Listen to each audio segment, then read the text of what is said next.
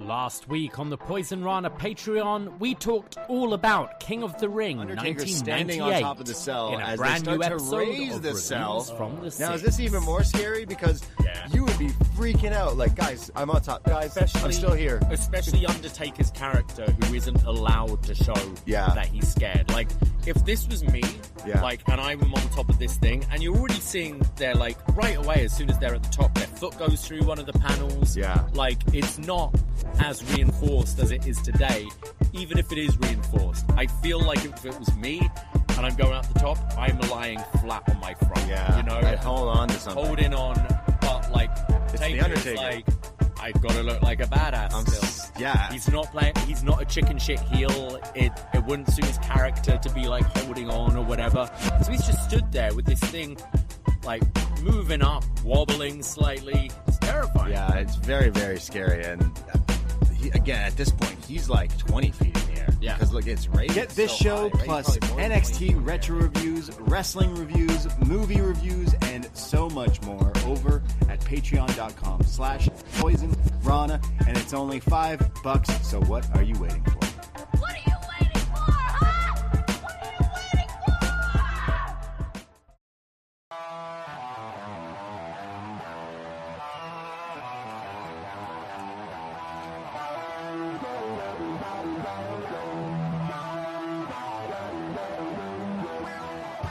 First time in a long time, but back like I never left. Taking each day as it comes, you know me, I don't read ahead. Watch me burn down everything, BDE on the TV set. When I'm in control on the road, you could never really know what's up next.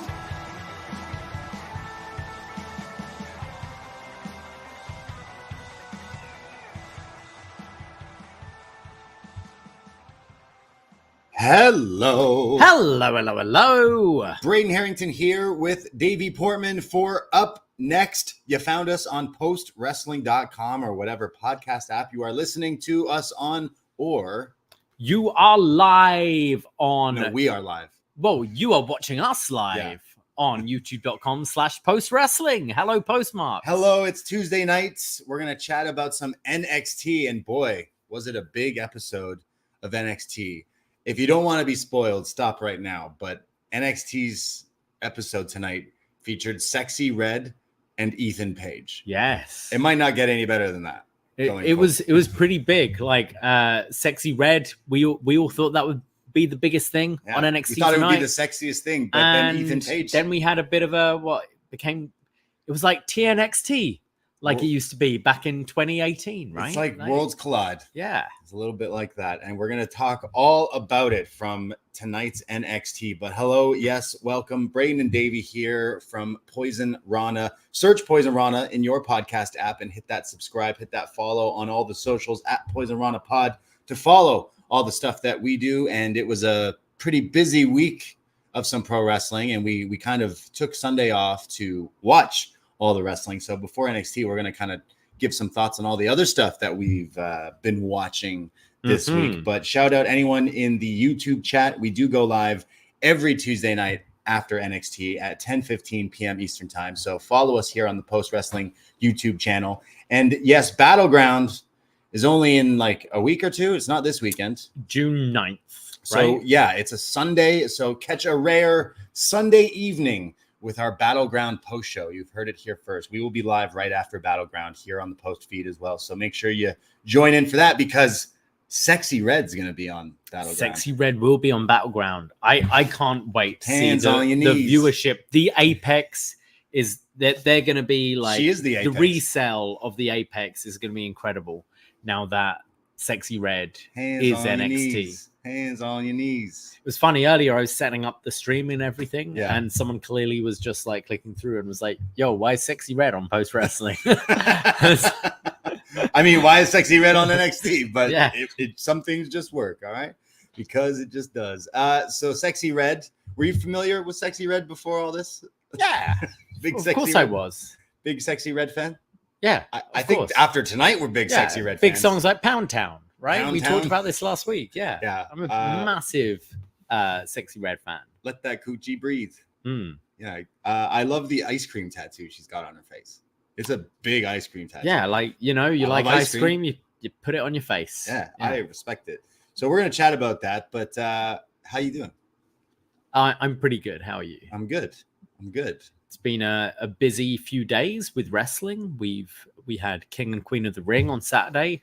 We had a 10-hour pay-per-view on Sunday, and we've both been working this whole weekend. So it's been pretty busy. It's been a crazy busy week for wrestling fans because there was so much wrestling to watch this weekend. And I don't know about you, but after all this, when the smoke cleared and the dust settled, there was just one question I had to ask myself, and I don't think I'm alone. Is that Great Khali tattoo real?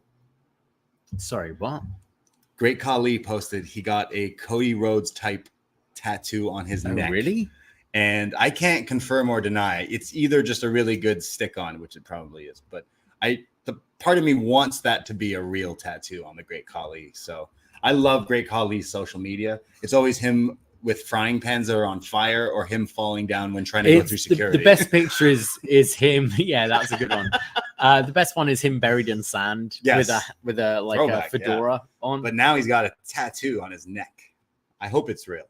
It's not ice cream. But it's pretty good. It looks more real than Cody's does, to be honest. Yeah. Fair enough. Yeah. Okay. So bring back Khali. All right. Cool. Good for him. Yeah. Wow. Yeah. Yeah. We're going to talk about some wrestling. We watched so much of it. Let's talk about some WWE King and Queen of the Ring, because there was a big show in Saudi Mania, and we have crowned a King of the Ring. Gunther sort of pinning Randy Orton to the mat. Yeah. I mean, first thing, I actually really enjoyed the match. And I kind of like that whether it's by accident or not, I like that it's open for a rematch at some point. But I thought the show, it felt like quite a few of the WWE shows recently where I've been enjoying everything going on, and it felt solid. Still felt just, I don't know. It was a long weekend. There was a lot going on. I wouldn't say anything like blew me away, but I quite enjoyed it. I thought the Gunther Randy match and probably the triple threat were like my favorites of the show. Yeah, it was fun. Like, especially during the day, like, you get up, you watch it. For us, we then go to work after. No, I watched it later. Oh, you watched it later? It's summertime, and I like them when they're in the like winter during the day, because it's like we do work later. But when it's summertime, it's like, well, I mean, it's just time now. Yeah. No, I had fun. I thought it was a decent show. But that being said, I do still like daytime pay-per-views and different times. It's, keeps you on your toes. Yeah. Right now, you know how all these other fight fans feel, and the people across the world always watching wrestling on weird hours. I understand. I get that. I thought it was an okay show too. I didn't dislike really anything on the show, but it still just felt kind of like the Saudi shows. It kind of felt like a good Raw. Felt like they're B pay-per-views. It was solid. It was good. Yeah. I couldn't really criticize much on it. Like it was a little nothing like quite blew me away, but it still had some good stuff. And going forward with like Gunther, hopefully, whether he challenges Priest or Cody, like him being in the main picture is good. Like he's super over with the crowd and everything. So I'm super into that. I even liked Cody and Logan Paul. I thought that drone shot was incredible. Yeah. I mean, they can't do that all the time with drone laws and stuff, but it's apparently his idea. They've worked out Logan Paul matches. Yeah. I thought it was maybe a little on the long side. Like they go for the kind of Broadway, a bit of the epic with it, but they do it very well, and Logan Paul does it very well. And I thought it was an entertaining match and got you biting, I suppose, for like, even though you absolutely know that Cody Rhodes is absolutely winning this match. Yeah, I thought they did a good job. I thought it was fun. Logan continues to impress. I'm interested where we're going moving forward. They've announced Priest and Drew for Scotland. Yeah, which, I shout out Priest, but I feel like some people were assuming the match they've been building to for fucking months now, it's not happening when the crowd kind of were assuming that. I could imagine some people being bummed, but this also sets up for maybe possibly Punk screwing him yet again, this time in his home country. So this is what I want to happen, and I think would be good. I think you have Drew and Priest in Scotland. I loved Drew's promo yesterday, where he's like, "You Americans don't know geography." It's true, especially when it comes to UK and England, Scotland. It's not that important. No, they don't fucking get it. And I found it very funny, and I thought Drew could have actually gone harder with that. But anyway, I also wanted Gunther to just pipe up and be like, "Yeah, you all think I'm from Germany," or just something like that to add in on it. But I found that pretty fun. But it's true. Like last year, or last time it was Clash at the Castle, it was in Cardiff, and it's almost home territory for Drew. Yeah. Whereas now it's in Scotland. And I kind of liked him driving that home. It's like, here you call me a psychopath, you call me a warrior, you call me this. Back home, I'm just Drew, because everyone's like that. I thought that was a great line. Have you met Scottish people? I have. I've been to Scotland. But I think if they do the thing with Punk screws him over again. I think you could do this thing where you have, I really like the idea of Drew winning Money in the Bank and cashing in that night on Priest. Yeah. And it adds to his hypocrite character because he's like, no, you're a paper champion. You only won because of Money in the Bank. He should then do what he's been saying. It should open Money in the Bank and then he wins it. And then he cashes in later. Yeah. Exactly. And then SummerSlam is Punk Drew. And then SummerSlam you do Punk Drew. And then Bash in Berlin. Well, Punk will be injured, so he won't be on that show. Bash in Berlin, you do Gunther v. Drew. Yeah. Oh, nice. And then Gunther, you'd have as the ultimate. Sorry, no, you'd have Gunther at SummerSlam, wouldn't you? Yeah.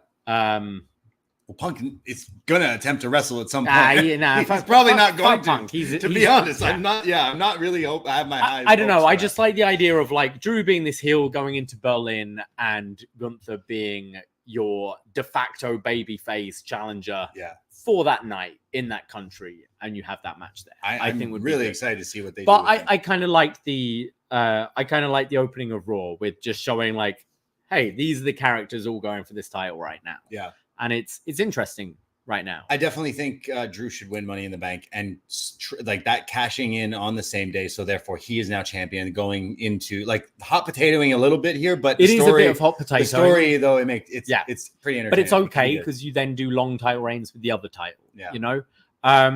So we're both saying Drew loses in Scotland. Is that where we're going at? I mean, Punk's got to be flown out to do something. Yeah. And you figure he tries to embarrass him because that's what he's been doing to Punk for the past little while. So yeah, I think that makes the most sense. But I'm sure that show will be great. And for anyone in the Toronto area, we are doing a watch party for Clash at the Castle in Toronto. I believe it starts at 2 p.m. Eastern time. Yeah, I think it's pre-show around 1. So start making your way 1. Show starts at 2 on the 15th. Of June. Yes, only in a few weeks. I think 3 weeks from now. So join us at Gabby's in Toronto. $5. Come on in and play some trivia and watch some wrestling, and then you have the whole night afterwards. Yes, to go do whatever you want on it's a Saturday, right? So beautiful. There you go. Come hang out with us. But I think that show will be pretty good. I think the next few Ring of WWE pay-per-views will step up. I thought King of Queen was like, King of Queens, King of the Ring. It was. King of Queens. It was okay, but I think the next few ones, I'm like, look at like how we just described. I'm like, well, there's a few good pieces. I think it's something they're doing well. I think whereas AEW, they're delivering on crazy matches, and people set on fire, people hanging, people we'll get to that breaking their legs, etc., etc., etc.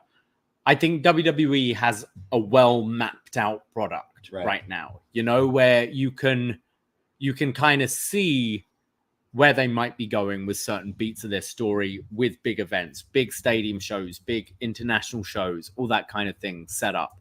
And I think they're doing that really well. And obviously you have the factor of it being combat where injuries happen. So that kind of throws the odd spanner in the works. But I think they're doing that really well. They're two interesting products right now with how they're running, because I think they're both doing what they do well, pretty well. And But as a wrestling fan who likes kind of elements of all these things, it's like, well, you could also do that better, and you can do that better. So I know that show seemed a bit like a breeze comparing it to Sunday, which was AEW Double or Nothing. Let's go through that just briefly here and give some thoughts. Yeah, right off the bat, it was a long show. Was this one of their longest shows to date? It must have, I think it was their longest. I feel, or does it just feel like that? I don't feel they've gone much beyond 4 hours before, and this was like 4:40. We had a beautiful Sunday. We had a barbecue. We barbecued way too many things, but it was delicious. And then we skipped the pre-show, got here right as the pay-per-view started, and we feasted and watched this pay-per-view. And then it just kept going on and on and on. And I'll say I prefer Double or Nothing to King of the Ring, but there were so many things that you should have cut from this pay-per-view. And I'm sorry, Trent Beretta, I'll always love you, but you did not need to be on this show. Also, maybe because you put the cross over Bill Murray's face on your knee pad, you heal. But like, there's a few matches on this show that probably could have been on the pre-show. We're in a different time now with AEW. I think when you were doing 4 shows a year, there was an element of, well, they don't do pay-per-view all the time. Yeah. So, okay. I remember us making the same complaint then. But now where you're essentially getting monthly pay-per-views from this company, it feels a lot to go that long. And I would have cut 4 matches, I think, from the main card. Move them to like the 7 o'clock, 6 o'clock, whatever. Well, or just do them on Dynamite. TV is still important. You could have had some big Dynamite surrounding this, or collisions or whatever. I don't think you needed Trent Orange, especially you've already seen it. I've enjoyed the story. I've enjoyed the work Trent's been doing. I just feel it's a little too late for him. It's Trent in 2024. Well, he sounded like he's done now, right? If you did this like a year into AEW, I think you could have been effective with this. I don't think there's a place for the pay-per-view on this. I don't think that trios match that was thrown together the week before had a place on this pay-per-view. Yeah. I don't think the FTW Championship had a place on this pay-per-view. And honestly, as much as I like both of them, I don't think Takeshita and Moxley had a place on this pay-per-view. And I think you take those 4 out of it, I think you'd have had a really solid pay-per-view. I enjoyed it. It was long and hard work. And maybe Tony Khan's thinking is, well, you can watch it in parts. You can whatever, like get round to it when you get round to it. But you want to have that energy towards the end. And I think they did a great job of pulling people up towards the end of this show. It was a slog. That was our negative critique of it, but I did still really enjoy the show. Like, their pay-per-views rarely do miss, and I thought this was another addition and another great show because some of the stuff on it, obviously Ospreay and Roderick Strong, kind of an indie wrestling dream match, and I thought there was some good stuff too. But it started with overbooking with I don't really care about Matt Taven and Mike Bennett, and again, love them, but like, they didn't. I wanted to see the match, and I actually didn't feel like it got to the level that I think it could have. But yeah, honestly, I was really disappointed with the opener. Yeah. I really like Ospreay and Strong, and I was excited to see what they could do. I was excited to see wrestling. It feels a little less than for Ospreay, just based on the way Roderick Strong's been presented in AEW up until now, and the way Ospreay's been brought in as such a star up until now. I thought it felt less than. What's the group Ospreay. Even called again? Empire? Undisputed Kingdom. Yeah, that's the best. But I didn't like the match. It wasn't bad. I thought it was one of the least impressive Ospreay matches he's had in AEW thus far, and I thought it was really overbooked. So it was very forgettable by the end of the show, which was a shame because I do really, really like both guys. Some other stuff that I did like, I did enjoy Toni Storm and Serena Deeb. I'd say Serena Deeb has like no heat going into the story, but when it came to some of the wrestling, it was okay. Wasn't one of my favorites on the show, but yeah, I like Toni. But Deeb is one of those people where every time I watch her, I'm like, wow, you're really good, but there's just some sort of disconnect. I'm not sure, and I think, especially going up against Toni Storm, who's so popular right now. But I thought they won over this audience, and they won over me as the match went on. I thought they had some good near falls and stuff. Even though I didn't see Deeb winning, I actually thought this was pretty good by the end of it. But the the real women's title, the TBS title, in one of 3 main events on this show. Mercedes Moné making her debut in AEW against Willow Nightingale. They went 18 minutes. I thought this match was really good. My only critique was the finish and how the turn came after, which I think I was just assuming that wouldn't it just make sense to do the turn to help her get like the heat there? Or I mean, it seems like they're doing separate things with it. I love the match. I've always been a really big Sasha Banks, Mercedes Moné fan. I think she's great. I've supported her since NXT, and just like I think she's really good, and definitely one of the people that has sparked women's wrestling being what it is today. And I have not been a fan of her in AEW. It's taken way too long for this first match to happen, and she doesn't have the mic skills of, say, a CM Punk to go 2 months without wrestling a match. You know, it's cleared or not cleared. Whereas like you have people like an MJF or a CM Punk who having a mic, like a promo, is as exciting as watching them wrestle a lot of the time because they're very good at it. Mercedes isn't one of those people, and she was really relying on this match being good. And you know what? It, like, right in the first minute when I was seeing her hitting some arm drags and things, she hasn't lost a step. I didn't see any ring rust. I think Willow's elevated herself to such a position where this match meant so much more than the last match they had for the New Japan Strong Women's International title, whatever it is. You know, I felt it felt like a big deal. I thought the entrances and the crowd brought so much to this. And yeah, I really enjoyed this match. I thought it was probably the best, like in my taste, best pure wrestling match on this show. I thought it was great. I thought Mercedes looked great. I think Willow, despite losing, I think she's elevated herself to a much bigger star.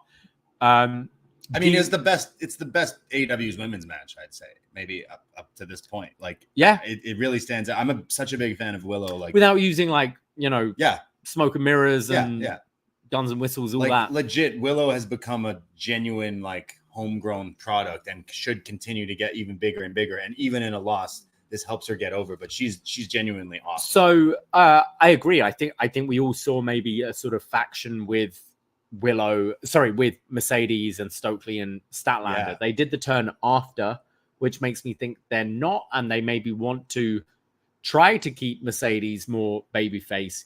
Did you catch any of the presser after? No, I didn't know. They maybe because the show went so long, but they were very like quick with everyone, and it's the best Mercedes has come across in my mind since she's come in, because you know she sounded like a real person.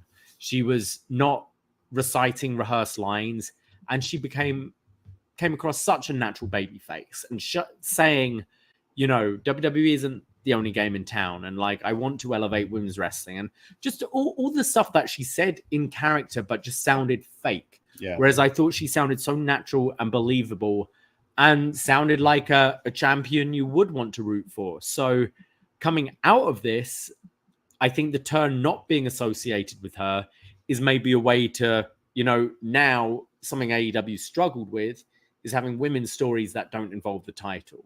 Well, now you've got 2 women's titles on 2 pretty big stars in Toni Storm and Mercedes, and Willow and Stat can have this completely separate feud as a third story, perhaps. I mean, if she's a babyface, Mercedes is a better heel, but right now she's still the new toy where it's like you imagine maybe they want to try to keep her babyface as long as you can.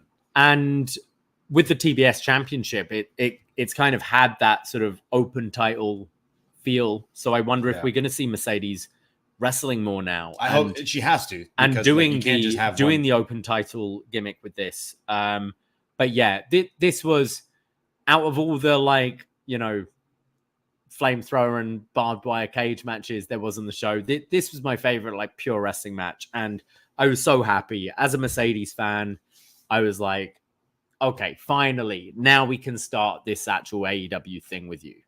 But was it as good as Bailey, Sasha? Different matches, but I'd say both in a way could be pivotal in actually turning their companies around. Hopefully, for sure. Again, I think Willow is also it's the I would say it's the loudest reaction we've had for a women's match. Yeah, like constant, like dueling, like both these characters being really over with these fans. Okay, well, what about the barbed wire steel cage match where we saw Macho Man Randy Savage hit his axe handle? Thou who shalt not be pinned. Versus Randy Savage, yeah. Wait, Malachi Black's the one who doesn't get pinned. What do you mean? That's what I'm saying. That's what I'm saying. Or is that Edge? Yeah, this was, you know what? This was a little bit of wrestle crap in a way with Gangrel and stuff, but I still was really entertained.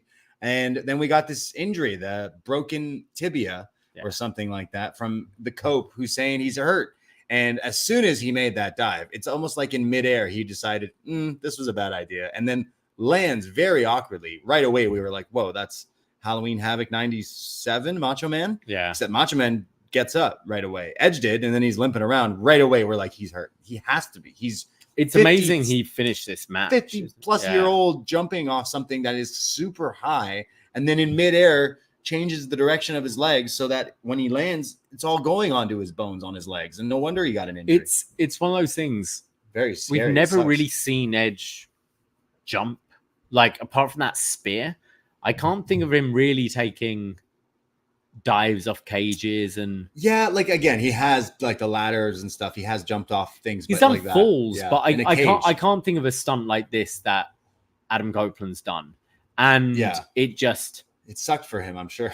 Like, he should have just done a splash. I don't know. Or something. It looked like he was doing an elbow, but then decided he was going for an elbow and then was like, I don't know how to land. I don't want to hurt him, so I'm going to land on my legs. Yeah. And then injured himself. So whereas the guy lying down needs to take the brunt of it. Really, this means he's probably missing All In, which sucks. It sucks.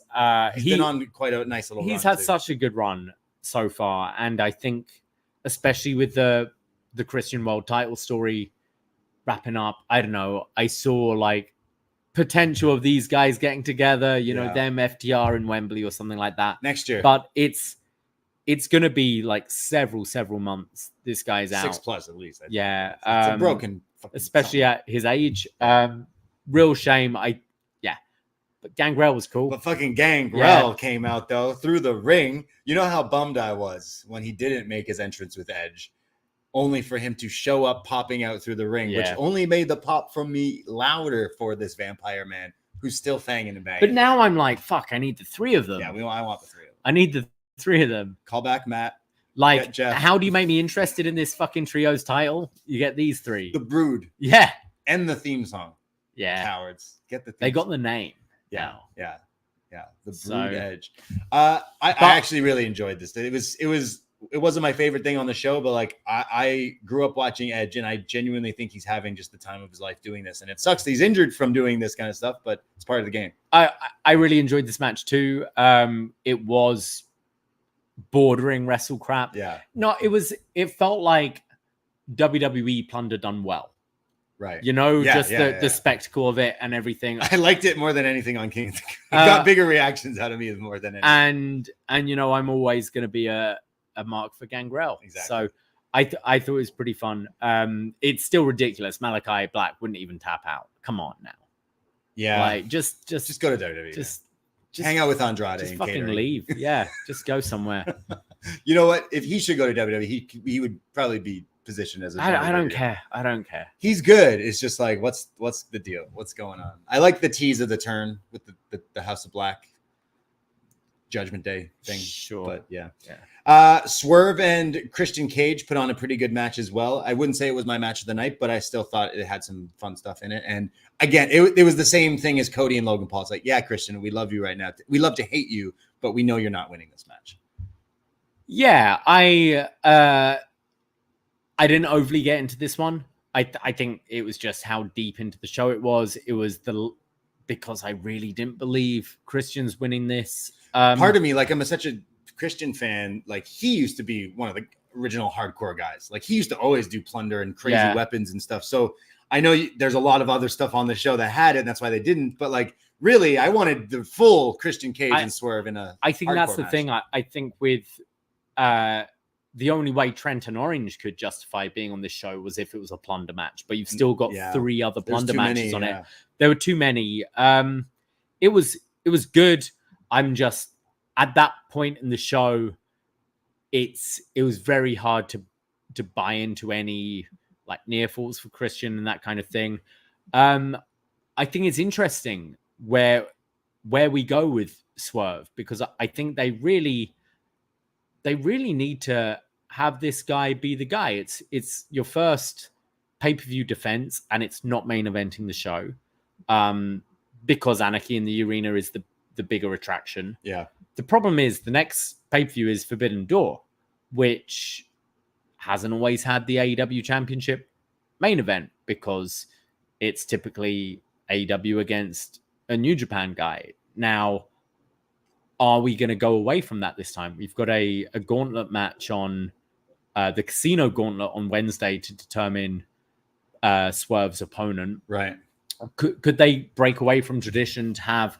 Because I really think Swerve can't go 2 pay-per-views not main eventing, in my opinion. He might have to. Because I just think it makes him seem less than. Getting a little off track, like Forbidden Door, it's like, well, we already have Ospreay, Okada, and all these people in AEW now. So who the hell are these dream matches? What could it be? But if you ask me, I'm talking about how I just want Swerve to wrestle in hardcore matches.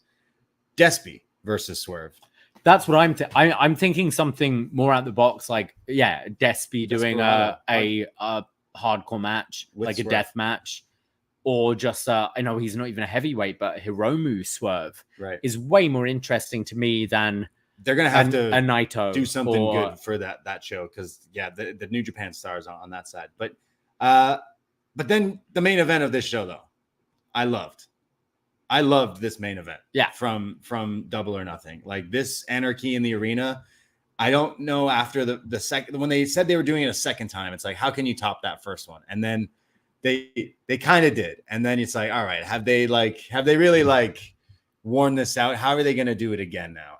I think they have topped themselves yet again. This was so ridiculous and everything I wanted in my wrestling, because Luke Perry's kid was set on fire in this match. He tried to kill someone with a bus. Darby Allin was hung out to dry, literally hung from the ring upside down.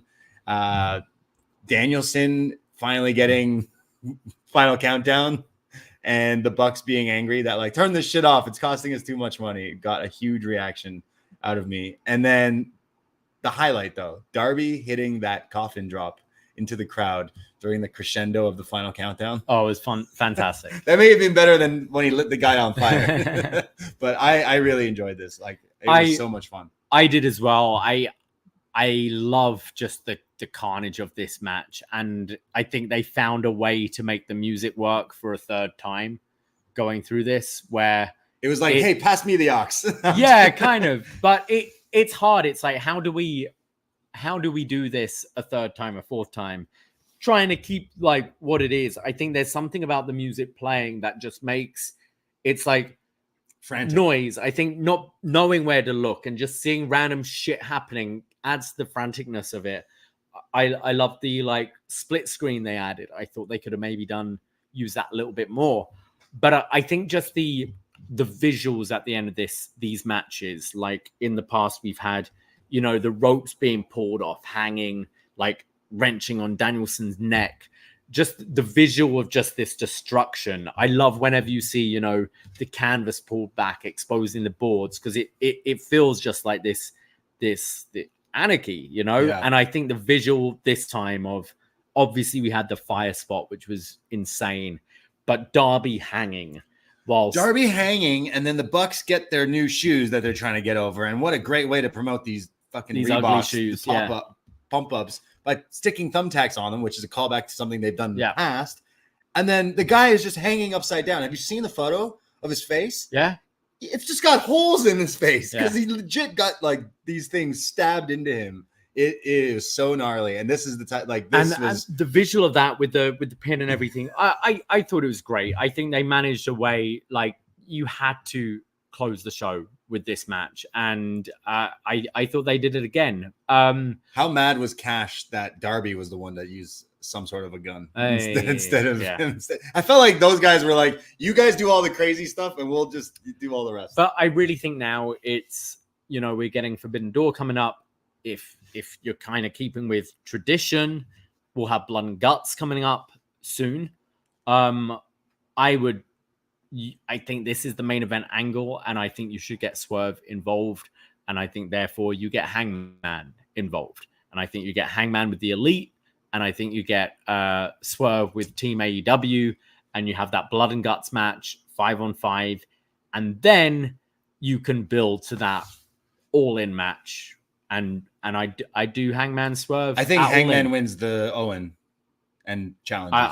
I think that makes a whole lot of sense, and I think that's a way, because I think perception is a thing in wrestling, and we saw it. We saw it a lot of the time, when Cena wasn't champ, but was still main eventing the shows. There were times where the WWE Championship was being defended below Johnny Ace in a main event. Never forget. That kind of thing happened. And I think perception is a thing. And I think, yes, your Double or Nothing, your 5-year anniversary. Okay, of course, main event with your key players, your Elite and your Anarchy in the Arena. But it's a worry if Swerve doesn't, in my opinion, if he doesn't main event Forbidden Door and then is an afterthought going into All In. Like, you've got to find a way. You had lightning in a bottle with this guy a few months ago. I think they kind of pulled the trigger a little late with him being champion. When he won the championship, it didn't feel quite as hot as it could have maybe a month or so before. And afterwards, he hasn't felt like the guy. You've brought back an MJF now. That's right. And an Adam Cole, which I wonder what we'll see with Adam Cole.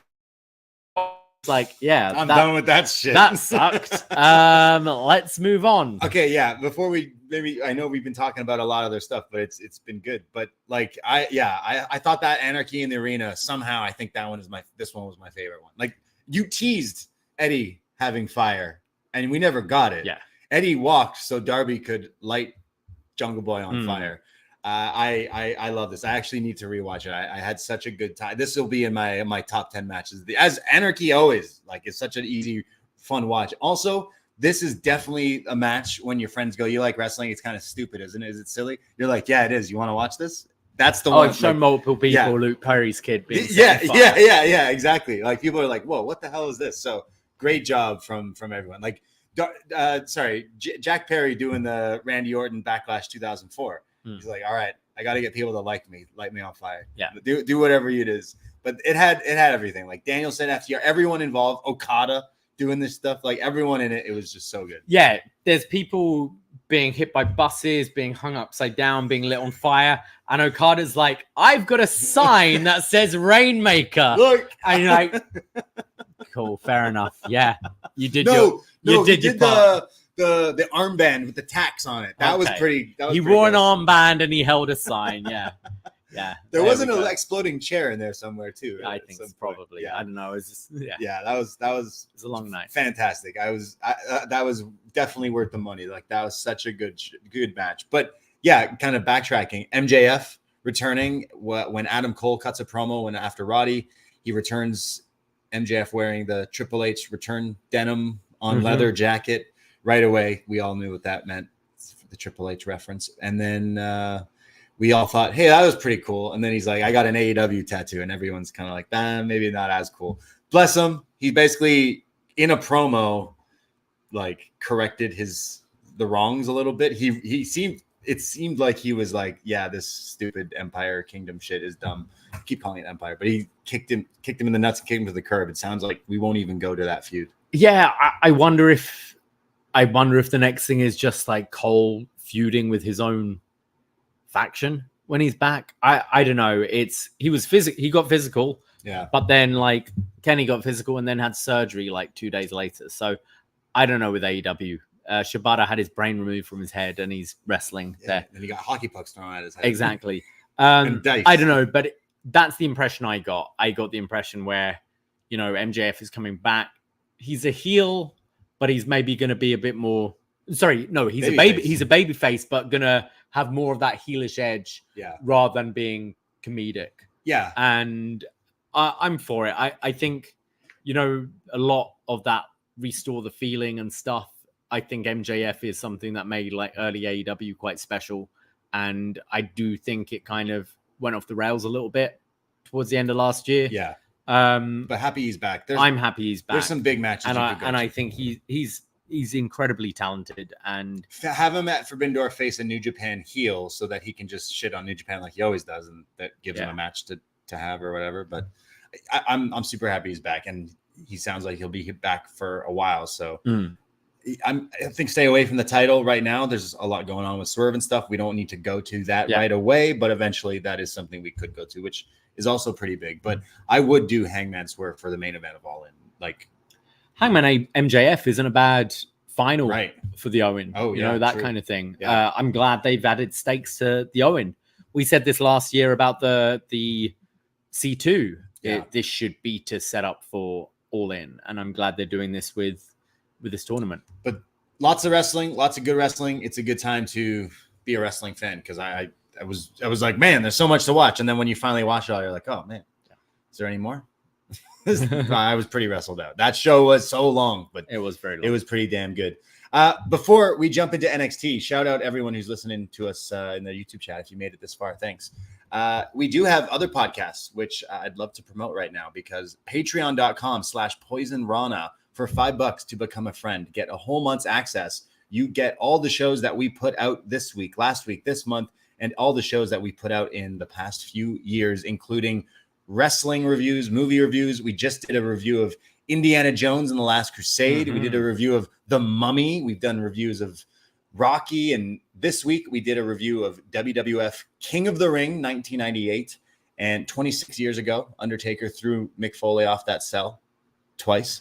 And 26 years ago, Terry Funk lost his shoes. Yeah. And I wonder if he ever got them back. But find out and listen to this podcast. We did some great digging and scouring the internet and scouring Foley's books and podcasts to get some info and discuss the infamous Hell in a Cell. And sorry, also 26 years ago, Taka Michinoku wore a skirt. So come on, less remembered, but deserves the credit. I mean, look, I'll tell you right now, come for us discussing Hell in a Cell 1998. Stay for us discussing one of the greatest tag teams of all time. Too much. Yes. Not too cool. Too much. It was a very fun pay-per-view review. So that was just out on the Patreon. We also, what did we just review? We did I think it was Indiana Jones. This week we're doing a Was Next, which is a retro NXT review. Yeah, March 27th, 2014. It's right before WrestleMania 30 in New Orleans. Adrian Neville as the NXT champion, defending against Bo Dallas in what is possibly Bo's last match. He's touching my bum. Yeah. He's touching my... Is it that moment? It's around... I think he might be leaving the next week. Wow. But yes, big title defense on NXT we're in WrestleMania season. Yeah, so check out all the other shows that we got in that catalog. There's so much podcasts in there, and it's only $5, and it's what supports your favorite small-time independent podcasters. And we also have a couple of events coming up. If you are in the Toronto area, June 15th, Clash at the Castle, as Braden mentioned, we'll be hosting another watch-along party at Gabby's, 309 King Street West. Go to poisonrana.ca to get your tickets. It's only $5. Come and hang out with us, watch some wrestling, have some drinks, have some food, have some chicken wings. And if you're in for the long haul, stick around for karaoke after. And then, but the main event. Oh, yeah. Saturday, July 6th at Yuck Yucks in Toronto, the comedy club, right before Money in the Bank. You can come and join the cash in. Oh, boy, baby. We going to make it rain on July 6th in the 6th. That's right before Money in the Bank. Come hang out with Post Wrestling, John Pollock, Wei Ting, The Braden D, and DVP as we do live podcasts. We're going to have some games. We're going to have some wrestling, comedy, improv, prizes. You know how if you've been, I don't need to sell the people who've come to these shows before because they've been waiting. They've been messaging. Our Maddie B's, our Franks, our Cinos, our real deep listeners who are like, fuck, guys, when is this next show dropping? We need it. The streets need it. I know you guys will be there. And thank you to anyone who's already bought a ticket. So I really appreciate it. But you guys who don't know, we live the gimmick and we like to have fun. And this is at a fucking comedy club. And we're going to throw all the rules out the window. If you joined us for our crazy Christmas special stream we did at the end of last year, you might have an idea of some of the things we got cooking for the show. I was listening to Rewind Raw and Pollock is like, oh, improv. First time I'm hearing about that. I'm like, for fuck's sake, John. For fuck's sake, John. Come on. Green check. Doesn't even read the text. Yeah, sounds good. We are going to do improv games, and hell, we might even make John play. Yeah. We're going to make him play. Way suggested it, so fuck it. Yeah. He's going to do it. We'll say he agreed. He won't remember. Yeah, green check. So, yeah, come join. If you're thinking of coming to Toronto for Money in the Bank, or you are, I know tickets for Money in the Bank are expensive, but there's 3 nights of wrestling going on. There's SmackDown or GCW on the Friday. There's Money in the Bank, and then NXT Heatwave, which could be NXT versus TNA Heatwave, if you're asking me, but we'll get to that. But come hang out with us on the Saturday, July 6th, 2 to 6 at Yucks in Toronto. And I can't wait to see all you fine people. So go check it out, postwrestling.com/live, and get your tickets. And it's going to be fun. I'm really excited. Like, we have some friends, all the different people who are coming from all sorts of different countries are going to be here. And these are my favorite things to do, like meeting our listeners and our community. I think the most proud thing about Post Wrestling and hell, Poison Rana and everything is like the community and the friends and everything like that. And these are like the pay-per-view main of WrestleManias of hangouts. I treat these things like Anarchy in the Arena.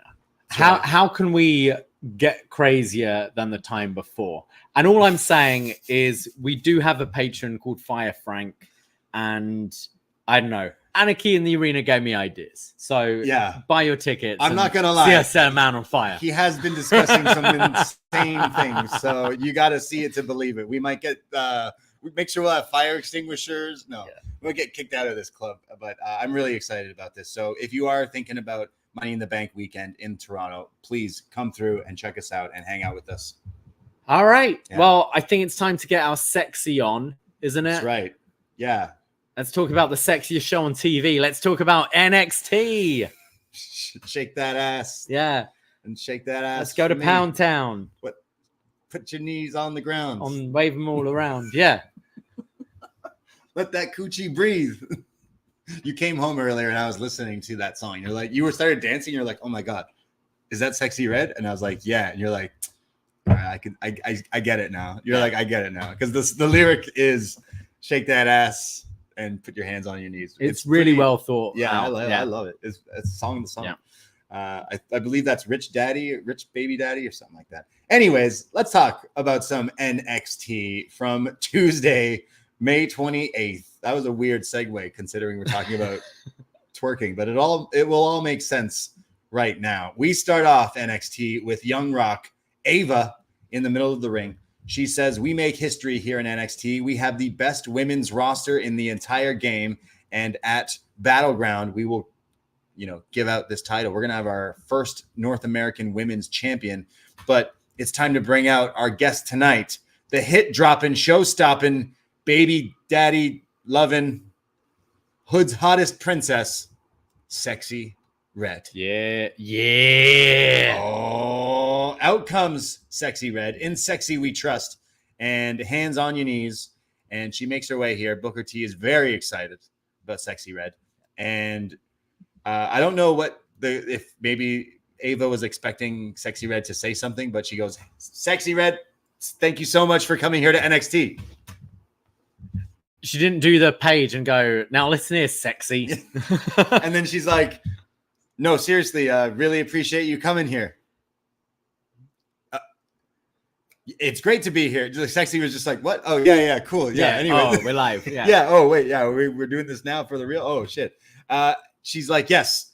What are you here to say? Well, I'm here to say that I'm here on NXT tonight, but I will be your host at NXT Battleground in Vegas. So there you go. A double dose of Sexyy Red because Vegas, the water, The Streets Will Run Red of Sexyy Wow. on June 9th. So she will be the host of Battleground. And then she helps Ava unveil the new title.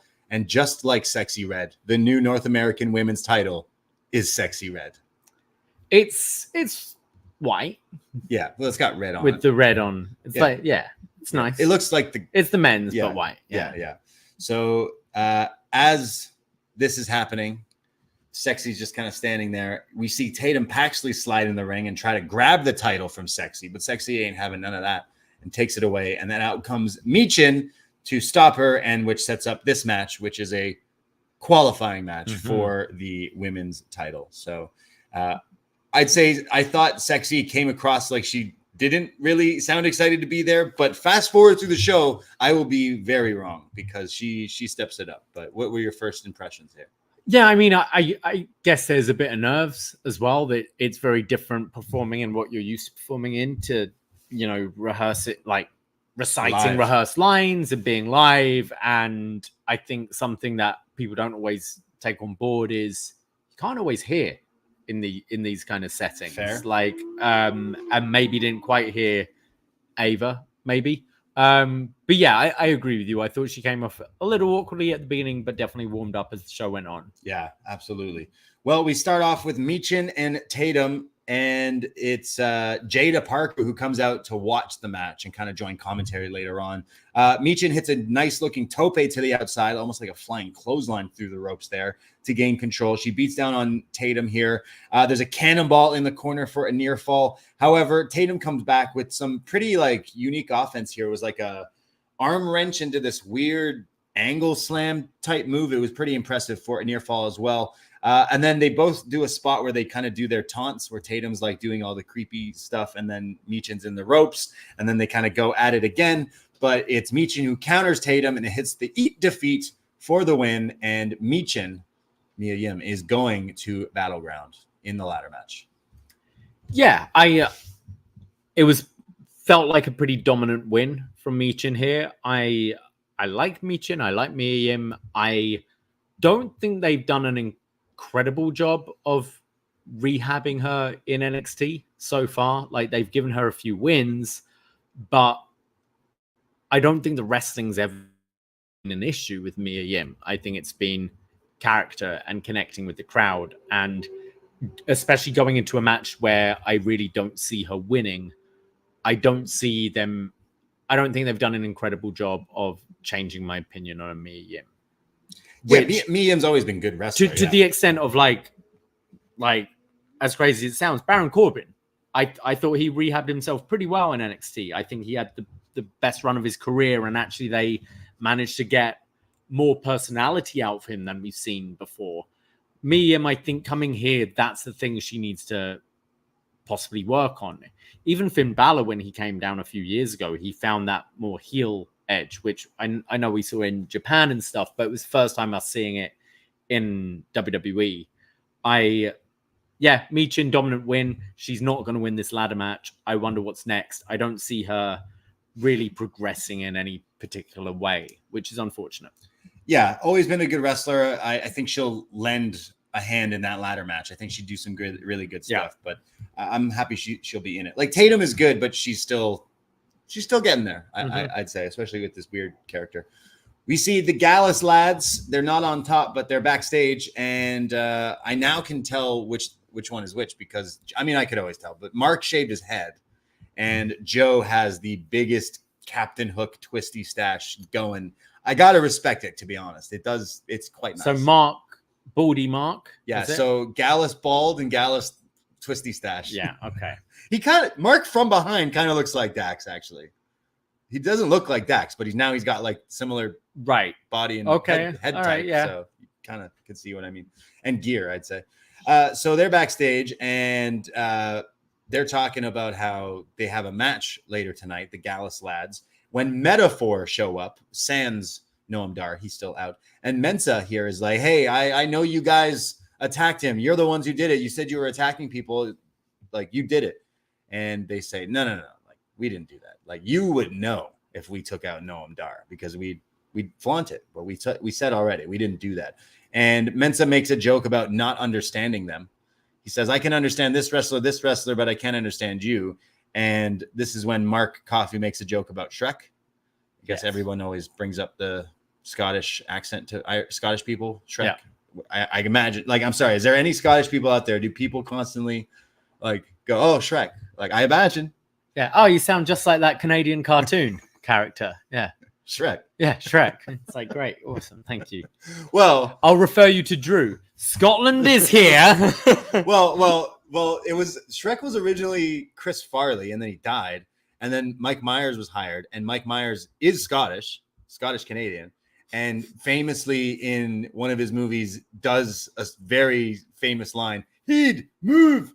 And therefore they're like, yo, why don't you just do that voice for Shrek? And he's like, yeah, all right, fuck it. So I understand that Scottish people might not like Shrek, but I didn't quite understand how it came into play in this promo. But it sounded like something he needed to get off his chest. I mean, Gallus do like green as well, don't they? True. Yeah. I mean, I personally I would associate with Shrek. I love Shrek, so good for him. But they say they did not attack Noam Dar, and they'll have their match later. Shrek, overrated. Have you even seen it? I've seen Shrek. Oh. What do you take me for? Why don't you like? I feel like it's like Disney. It's no, it's like it's dollar store Disney. Didn't it? DreamWorks. Wait a second. DreamWorks. You know the story about Shrek and DreamWorks, though, right? I feel like we're gonna go off on a tangent here, but the people who made Shrek left Disney and then won the Oscar against Disney that year. Well, there's a reason why they weren't employed by Disney. Sorry, Shrek. I think they quit. Shrek is not Toy Story. I'm pretty sure it beat Toy Story 2 for the Oscar.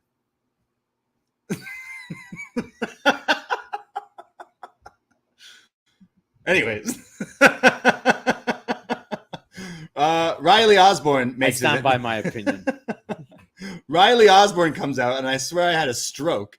I don't know if it was the show with you or when I had Sino on a few weeks ago, where I was like, man, this guy's video like gives me a headache. I don't know. I never listened to it. I'm doubling down now. Like this video. No, I agree. Really it's like the portal, like the red. I swear to God, I'm not trying to be funny here, but I'm with you. I've never had like a seizure or never really had any side effects in that way or anything like that. I know friends who have, and certain people who go to shows and stuff and yada, yada, yada. But this genuinely flashed on the screen and really hurt my head. So I don't think they should go forward with it, but you know they will. No, I'm with you. It was kind of jarring. I was like, stop that, please.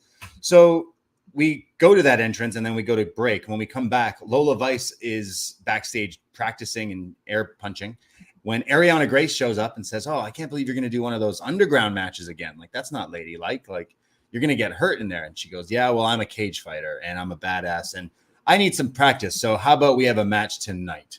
And Ariana Grande. When Lola walks out, Ariana goes, shit, but they censor it and then realizes that she swore because her gimmick is she's a lady and doesn't swear. So Ariana versus Lola later tonight. We go to Riley Osbourne, who's now in the ring, and it's Chase U just taking on each other, imploding here because Riley versus Ridge. Technically, Ridge isn't in Chase U, but he's kind of like the Wolfpack Chase U, I guess, or something. He's like he wants to join, like Tatum was to Diamond Mine. Like JD he's like trying to be part of it. Yeah. So Riley versus Ridge with Chase U on the outside. Ridge starts to beat down on him. He hits almost pretty much like Rainmaker on Riley here. Riley comes back though with a whisper in the wind, and then it ends a Enziguri. When we come back from break, Ridge is in control, and then Booker starts talking about devils and angels and how Ridge has to look on each shoulder. And Vic is like, you know what, Book, I'm gonna have to have a word with you during the break. Like you need to realize maybe Sexyy Red's getting to you, man. Riley tries to come back but gets hit with a belly to belly, and then on the outside, Ridge goes to grab the steel steps, and it looks like he's almost being overtaken by the mean Ridge, but Thea stops him and goes, no. It reminded me of the Michael Jackson meme when he puts the gun down. Yeah. But she's like, no, Ridge, don't do it. And he realizes he won't. He goes in the ring and he stops Riley off the top and then hits him with the bear trap DDT and pins Riley. And afterwards, he tries to shake Riley's hand, but Riley shoves him off and walks off. And Duke seems to kind of side with Riley and walks away. Yeah, I'm not overly into this. I feel they've toned down the Ridge stuff a fair bit. Sure, he was about to go crazy with the steps, but he's not going full I can't believe I heard that man anymore. Yeah. Which I like. I think they need to move away from that. And I feel they have toned it down in recent weeks. Riley Osbourne, I still can't. I definitely think, and you've said it a bunch, I think he needs to be a prick for me to maybe see something in him, because I don't think, I think he wrestles a very modern style, but doesn't offer anything particularly exciting or new to that style, and just being a bit of a bland baby face in an act that we have seen worked, but it takes a lot of personality for this Chase U stuff to work, and I don't think he's shown it. He'd be a lot interesting. Like, imagine you had the hatred and the, dare I say, anti-Riz of Lexis King, the character that everyone hates of Lexis King, but then he could wrestle like Riley. You'd have a pretty good wrestler. Yeah, he needs to like break Thea's heart, and they've kind of gone away from that. You know, they had their bad date because of JC, and hasn't really been a spark since then. Now, skipping forward, like as you said, Duke seems to be more on the side of Riley. Duke can tap into that, and I think has shown a bit more personality, and maybe a Duke Ridge feud down the line is a little bit more interesting. But I'm still, both guys, like with Ridge and Riley, I'm like, yeah, I see some things, but neither of you have it all at this point. Yeah. So Chase U in shambles. I guess so. Jeez. So we see the Good Brothers backstage, and they say that they're tired of being ducked and overlooked and dodged. Big fan of dodgeball, maybe. They mentioned that they're going to beat Edris and Malik tonight, and after they do, they're going to go after the tag team champions. And these beatdowns are going to keep happening because we'll do whatever we want here. And we've won titles all over the world, and we're going to do it again here in NXT. So they kind of went away from the, like, NXT and stuff. Now they're just like, we're going to win. The Good Brothers. It's fine. Yeah. It was very by the numbers, I thought. Just go to work. Yeah. We see we go to, this is when like who's the interviewer? I always get her name wrong, so I'll just ask. Kelly Kincaid. Kelly Kincaid is like, go to the other camera, which is always funny in wrestling. Yeah. What's happening? I think of Kurt on the walkie-talkie. On the walkie-talkie. I always think of Don Callis and Don West in TNA reading his script. What's going on? But anyway, she goes, go to the back, and we see Ora Mensa now attacked. Someone has attacked Ora Mensa. You know how he's attacked because he's laying next to random pipes that are just always fucking. What's with the pipes? Even on main roster, it's just NXT, pipes get knocked over. Fucking pipes, always. Everything. So Metaphor check on him, and they're wondering who attacked them. We go to Edris and Malik taking on the Good Brothers. Edris and Malik now have Brindley Reese once again ringside with them. Or I think it was the other way around, where they didn't want to join her ringside because Brindley doesn't believe in the superstitions and the bad luck and all that. So she's like, nah, I'm coming out. Whereas they feel they cost her last week. Yeah. So the Good Brothers come out, and I'm still sad that my favorite part of the Good Brothers is Devil in Your Six. I'm not getting it here, but eventually, early in the match, Brindley goes up on the apron. My favorite part of the Good Brothers was their TNA theme. Yeah. I'm not a big fan of them anymore. Bless them. I'll say I love them, and they are like, what do we call them? The luckiest dudes in wrestling. Like, fuck. Yeah, like behind Mark Henry, but yeah. That's for another show, Dave. So Brindley gets up on the apron and right away gets bumped off by the Good Brothers, sending Edris into her, and then he yells, refs, and he's acting as if she was shot. It's something that really bothers me. We joke about, as soon as someone puts on a referee shirt and they're knocked over a little, they're unconscious. Brindley Reese is a wrestler. She was knocked off the apron. We've seen her take more devastating. She wasn't moves. ready. Okay. Okay. She wasn't in her gear. Is that it? But yeah, I'm always like, come on. Yeah. So Edris is like distracted by this, and he's not getting into the match really. And the Good Brothers take advantage. They beat down on Edris. They beat down on Malik. They throw one of them out, and then they hit the Magic Killer. And right away, they're like standing up and basically like, yeah, we want these tag titles. When they are attacked by the tag champions, and then they go running when Axiom and Frazier say, "You listen up, you fraudulent clowns," says Frazier. Yeah.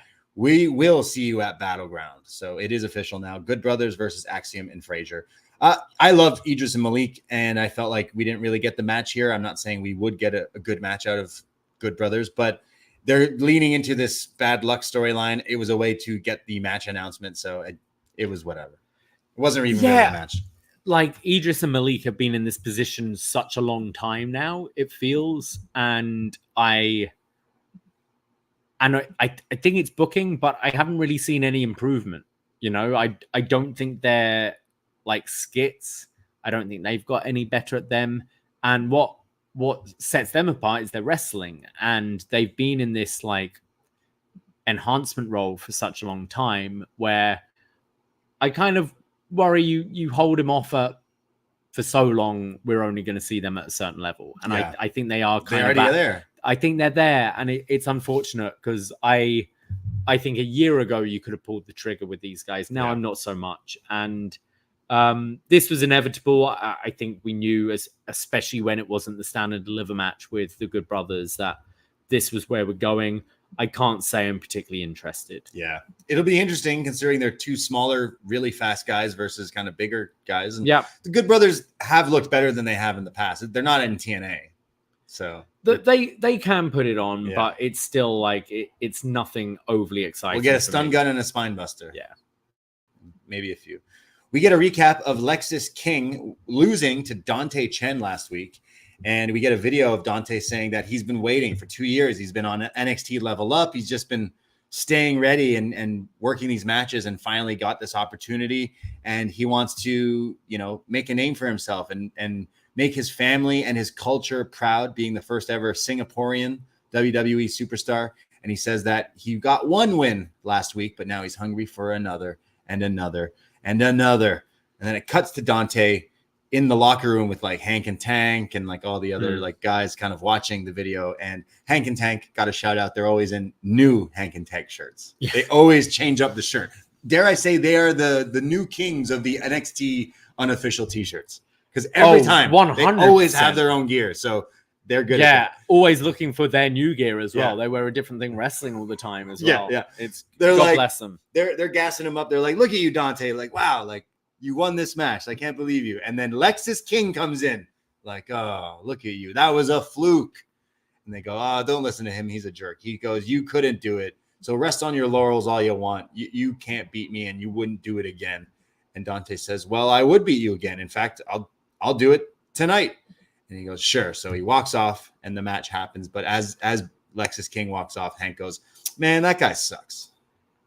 As much as I don't like Lexis King in ring, he is very strong in these segments. I think he plays the slime ball, the prick really, really well. And I do quite enjoy, especially Tank in this, like, just like the guy wants all his friends to do really well backstage. I think he plays it really well. I have a soft spot for Tank and Hank. Yeah. Hank and Tank. Definitely. We get an advertisement for SummerSlammin' 5-night extravaganza in 2 years. 2026? Yeah. Holy shit. So where's this? Minnesota? Sorry, you're not going to get WrestleMania, but you're going to get 2 nights of SummerSlam. It's going to be a big party in Minnesota. Huge. We go backstage coming back from break. Trick Williams and Javon Evans are in the locker room. They are getting ready for the main event. They're in a tag match against Gallus when they are interrupted by Sexyy Red. What? And she comes in as they both start chanting, get it sexy, get it sexy. I know how you like it. And she goes, oh, I love NXT. And they go, oh, yeah, like you having a good night? And she goes, yeah, there's all these sweaty bodies and muscles everywhere. It's great. And I just want to wish you guys good luck in your match. And Javon looks at Trick and goes, I got an idea. And they both say, why don't you come out with us for our match later tonight? Wow. And she's like, oh my goodness, I would love to. So Sexyy Red going to escort Trick and Javon to the ring later on tonight. Very excited. Crazy. This is when I realized she had a giant ice cream tattoo on her face. Yeah. Maybe I've been thinking of getting that this summer, to be honest. Quick, who's the other rapper with a face tattoo of an ice cream cone on his face? I'm assuming Post Malone, probably. all it's not, but he's got always tired on he's always tired. It's like fair, man. He's got Doritos on his face, hasn't he? Probably. Yeah. I don't know, Lil Wayne. We go to close enough. We go to Roxanne Perez, who comes down to the ring. She has a microphone. We're going to find out who her opponent is. She says that, am I the only one who cares about this title? She goes, everyone else uses this as a stepping stone. And she's basically cutting the hypocritical promo because if you remember just a few weeks ago, she wanted to give it up. She wanted to legit throw this in the trash to get drafted to Raw or SmackDown, but then learned she couldn't. So she was pretty pissed. She says that, but I am the champ here and I'm the one who matters and the one who cares. And here in NXT, we have the best women's division in wrestling. So I deserve better. So Ava, who is my opponent? And Ava comes out and says, you know, I don't understand, Roxanne. You think I'm against you, but I do think you're a good champion. And I think you're a fighting champion. And that's why I have your opponent picked for Battleground. And your opponent is Jordynne Grace. Yes, the Steiner alarms go off.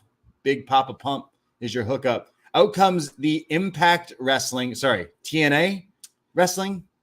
TNA Knockout Champion. Right. I think that's the official. Yeah. So she makes her way down to the ring. Holy shit chance ring out here in the Performance Center. And she says to Roxanne that, you know, Roxanne, you are a fighting champion. You are good. You are the best. And NXT does have the best women's roster. And that's why I'm here to take the title from you. And when I do, I'll be double champion. So she says, I will see you at Battleground. And that match is now official. Roxanne Perez, the NXT women's title holder, taking on Jordynne Grace, the Impact Knockouts. I was genuinely very surprised. I hadn't heard any talks of this. I mean, we've been talking for a long time about potential relations with. I think Triple H has been other companies and stuff. His foot in the waters, yeah. But like to finally see it happen. Obviously, Jordynne Grace was in the Rumble. I think she's great. I really like Jordynne Grace as a wrestler, and I think this elevates this PLE for me. Roxanne is definitely one of the best women's wrestlers in this company, and I'm really looking forward to this. I think it's exciting. I think it's exciting what other opportunities it opens up. I would like to see a bit of back and forth as well. Like, you know, people that need a bit of development and could work somewhere else for a little bit who aren't being used. I like it. I like it a lot. Yes, this don't say forbidden door, but this open transfer window kind of thing. It's going to be good. Like I imagine you do get more I think people. In a way it could. When AEW did this with TNA, with Impact, and you know, the talk was, you know, you had Kenny obviously defending the title on there. You had Good Brothers who are TNA contracted, but they were on AEW.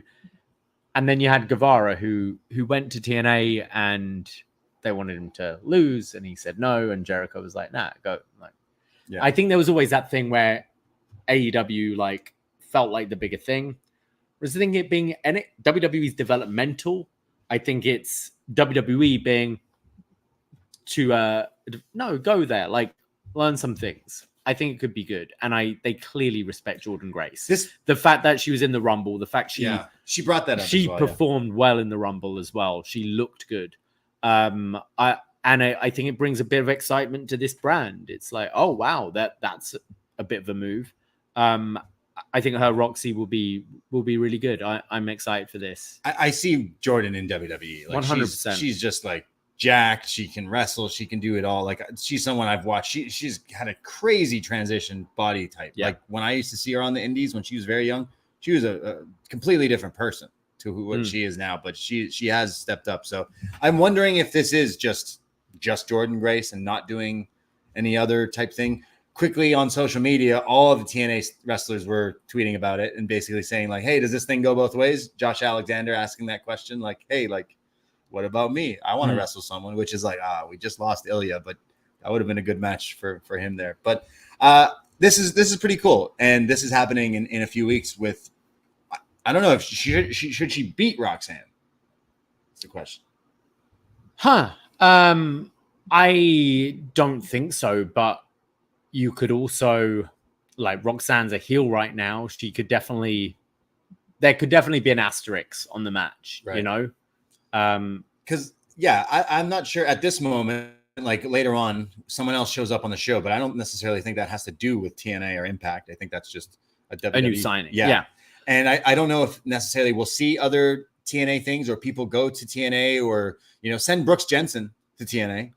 That's something he could. We want to send Brooks Jensen everywhere that has TV of wrestling. But yeah, no, it's right. Like I think you can work with vets there. Like there are some people who've been wrestling a long time in TNA who are very good wrestlers that these people could learn from without needing to necessarily bring your main roster cast down and potentially you could value them or whatever. I'm thinking back to like Worlds Collide where they did the UK NXT and NXT, right? And you could easily do that with, like as a pay-per-view where you have like wrestlers against each other, kind of Forbidden Door, but it's TNA and NXT. Well, I mean, we've got this Marigold promotion now as well. And the talk for a while has been Julia is the opponent at Heatwave. Right.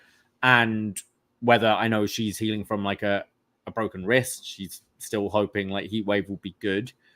But yeah, like these could be the 3 promotions that WWE are working with. Right. Well, 3 including WWE. I mean, you could do a Worlds Collide thing between these 3 things. I think like you could have TNA superstars versus NXT superstars.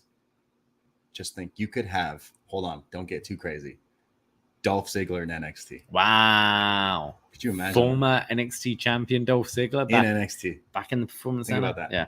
You could have Tommy Dreamer in NXT. But yeah. I think Jordynne Grace is the perfect person to bring across though. I think she's great. I think NXT, I think its calling card is their women's division. I think you look at the amount of women's matches and segments there are on it on every show, it seems to dominate, and it's the clear kind of focus moving forward in WWE, I feel, is this women's division.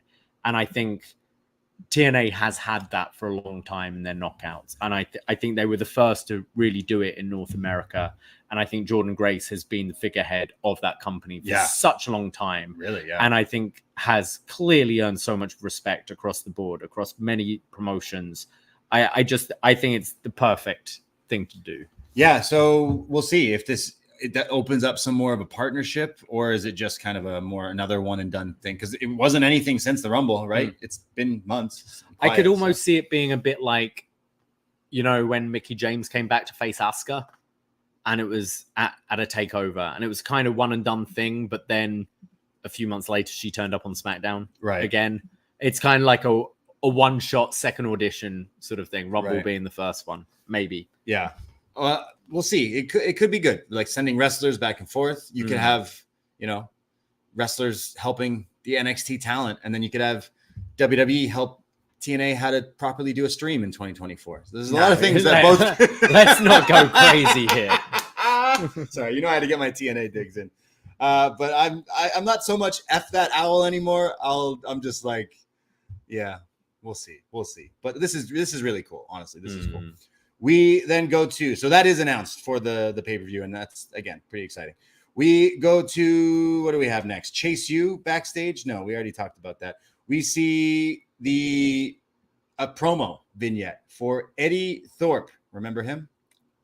Vaguely. He's at the forest again. He's now burning wood, which for a guy who's pretty pissed that a guy was beating his tree, now he's just burning firewood, which is all right. He then says that the fire is the spirit that helps the world connect with ancestors and family, and the sacred flames light up the sky. And he sits here and he watches and he thinks, and he says that this sacred flame will help him fight for me, for my family, and Eddie Thorpe is reborn. So coming back soon to NXT. He was having those good matches with Dijak. So I think that was the last time we saw him, wasn't it? The underground match. Sure, yeah. He's been a bit hot and cold for me, and it's been a long time since we last saw him, which is a shame because his last match was pretty good. So yeah, we'll see what he brings this time. Yeah. We go to Chase U backstage, and Ridge is upset. He's like, "Oh, what's going on?" And Riley's like, "I'm sorry, no, Ridge isn't here yet. It's all Chase U without him." And he goes, "I'm sorry, Mr. Chase, but Ridge still can't be trusted. And Duke says, I have to agree with him. I kind of think there's something going on with Ridge, and I don't know what it is. And then they kind of walk off when they see Ridge is coming. And then it's just Andre with Ridge. And he's like, oh, is everything okay? And he's like, yeah, everything's great, Ridge. Everything's great. And then Ridge goes, hey, Mr. Chase, just like we say, one day at a time. One day at a time. He's like, we had a hell of a scrap. And he's like, yeah. Chase is like, just he doesn't see what the big thing is. Yeah. Yeah. Interesting. We go to our next match. Lola Vice taking on Arianna Grace. Lola deciding to Naito it up in this match. Sting. Wearing her brand new t-shirt. She's like, you know what? This isn't the pay-per-view. I'm going to beat you in about 2 minutes. Yeah. So she's going to be a superstar. She's already knows how to Naito. It's over for these bitches. It's done. This girl is going to be one of the biggest things in WWE history. She's already Naitoing it in NXT. Love it. She comes out, and I swear her music, does it always have uno, dos, tres in the beginning? Love her theme song as well. And then so does Booker, because Booker T is on one for Lola Vice. Lola is really putting the boots to Arianna Grace here. She does not get a whole lot in and ends up hitting her with the back fist for the 1, 2, 3, and then grabs the mic and says, next Sunday. I thought it was the kick. No, I thought she ran right into the spin kick. Oh, sorry. I thought she ends it with the spinning back fist. But either way, she says, next Sunday, Shayna, I am going to tap you out or I knock you out. You choose, bitch. Which, you know what happens when you call someone a bitch. Shayna comes out furious when security is holding her back. Then security holds Lola back and then kind of smiles. So NXT Underground at the UFC Apex at NXT Battleground, which the last one was awesome. So I actually am really looking forward to this match. I'm really looking forward to this as well. I do think Shayna's good at this style. I've really been enjoying Lola. I think she's improved in ring. I think the little she said she sounded good and confident. And yeah, I'm kind of all for this. I was somewhat surprised there wasn't really any mention of it on Raw, because they have been being better at, going back and forth and carrying stories over. Oh, okay, yeah. And I know Shayna's doing the tag thing with Zoe right now. I wonder if next week we have Lola potentially cost her that. I think it would be a good idea to kind of further this feud. But I am kind of looking forward to this one. Me too. I'm loving Lola, and I love the last one, and I think Shayna will definitely bring it too. So loved her at Bloodsport this year as well. So this should be really good in the UFC arena. They had to do it. Yeah, they had to. We get a video vignette for this. Was great because I said, "Gun to your head, name me this person. Who is this person?" And hey, I was away that week. All right, Carly Bright, who is a former cheerleader and tumbler. And she talks about how she was a cheerleader for the Golden Gophers. That just sounds like it's fun to say. Gophers. The Golden Gophers. Sound like they're just nice people. Are they with the Savannah Bananas? The Savannah Bananas? Yeah. Shout out to those guys. That looked like fun. Our friend's going to that show. It looks like it could be a fun thing. Anyways, Carly Bright mentions her tumbling skills and her cheerleading, and it's brought her to her new love, wrestling. So get ready, NXT, because Carly Bright, the ray of sunshine, has arrived. Oh. It was a pretty bland video. It's basically just her outside the condo pool area that they always shoot these things at, and her thing is just she's just really nice, showing shots of her cheerleading. Yeah, not the most exciting character introduction, but gotta start somewhere, I guess. Yeah, just wait till you see where this goes, because it cuts to Natty and Carmen and Carly all watching this video. What's with everyone watching their own vignettes backstage tonight? But I guess you got to watch it. At least they're watching it the week of. Yeah. Like quite often in NXT, they just watch it on their iPad the next week while the show's going on. I never watched this. Oh, I better catch up. So they're like, we're so proud of you, Carly. Like, welcome to NXT. When Izzy Dame comes in and goes like, what are you going to do? You're nothing. You're a nobody here. And it's Carmen who steps up and says, oh, you're just a big ball of big negative energy. And then there's a bit of a pull apart here. So I imagine we're getting maybe Carly facing Izzy or Carmen versus Izzy. Either way, lots of blondes gonna fight. Yes. But what I was gonna get to is there was someone else in this video package. Shout out John Cena for filling me in a few weeks ago. This Carly Bright has a sister, and I'm using, I guess, quotations in the word sister, because they're two wrestlers that are not related, but going forward as we look like we're related, so we're just going to be related. Is it like new Bashams. Doug and Danny Basham? All right. You know, I only learned they weren't brothers like in that Netflix show, The Wrestlers. I was like, get the like fuck out 6 of months ago. I was like, get the fuck out of there. Next, you're going to tell me Kane and Undertaker aren't brothers. What? But yeah, Carly Bright may or may not have a twin gimmick here. I'm not sure the other girl's name. I can't remember it now, but maybe the Ray of Sunshine will have some twin magic. I don't know, but he was saying that that's something they do. Okay. We go to the no quarter catch crew. How many quarters? None of them. Not one. Just not one 0. single quarter. No quarters here. So they're all working out in the gym, and Damon and Miles like do their reps here. And then they see Charlie. They're like, Charlie, the rep's done. And he keeps like lifting the weights and grinding. They're like, yo, calm down. Are you all right? And he goes, nah. Ever since I lost that cup, I lost a piece of myself. And we need to be more like Tony's family. We need discipline. We need a plan. And Miles says, all right, don't worry. I got it. I got D'Angelo next week. And he goes, no, Damon's got it. And says, Damon, we're going to use the no quarter catch clause, and you're going to face D'Angelo. We're going to get that cup back. Capiche? He's like, huh? Capiche? Capiche? He's like, what does capiche mean? So Charlie's trying to be Italian now. Yeah. Isn't he? A little bit. Yeah. I thought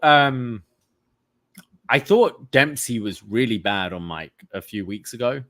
Remember, it all kind of fell apart. Right. I thought this was the best he sounded, actually. I thought he sounded way more like less reciting lines and actually had a more of a defined character and sounded good here.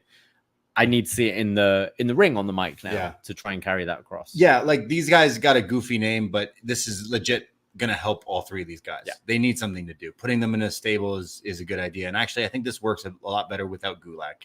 Mm. When it was with Gulak, it was the stereotypical cookie cutter NXT gym gimmick guys, the wrestlers technique guys. Now it's like Charlie's the leader, and I think that'll actually help him a lot more. So yeah, love these guys, just don't love their name. Yeah, agree.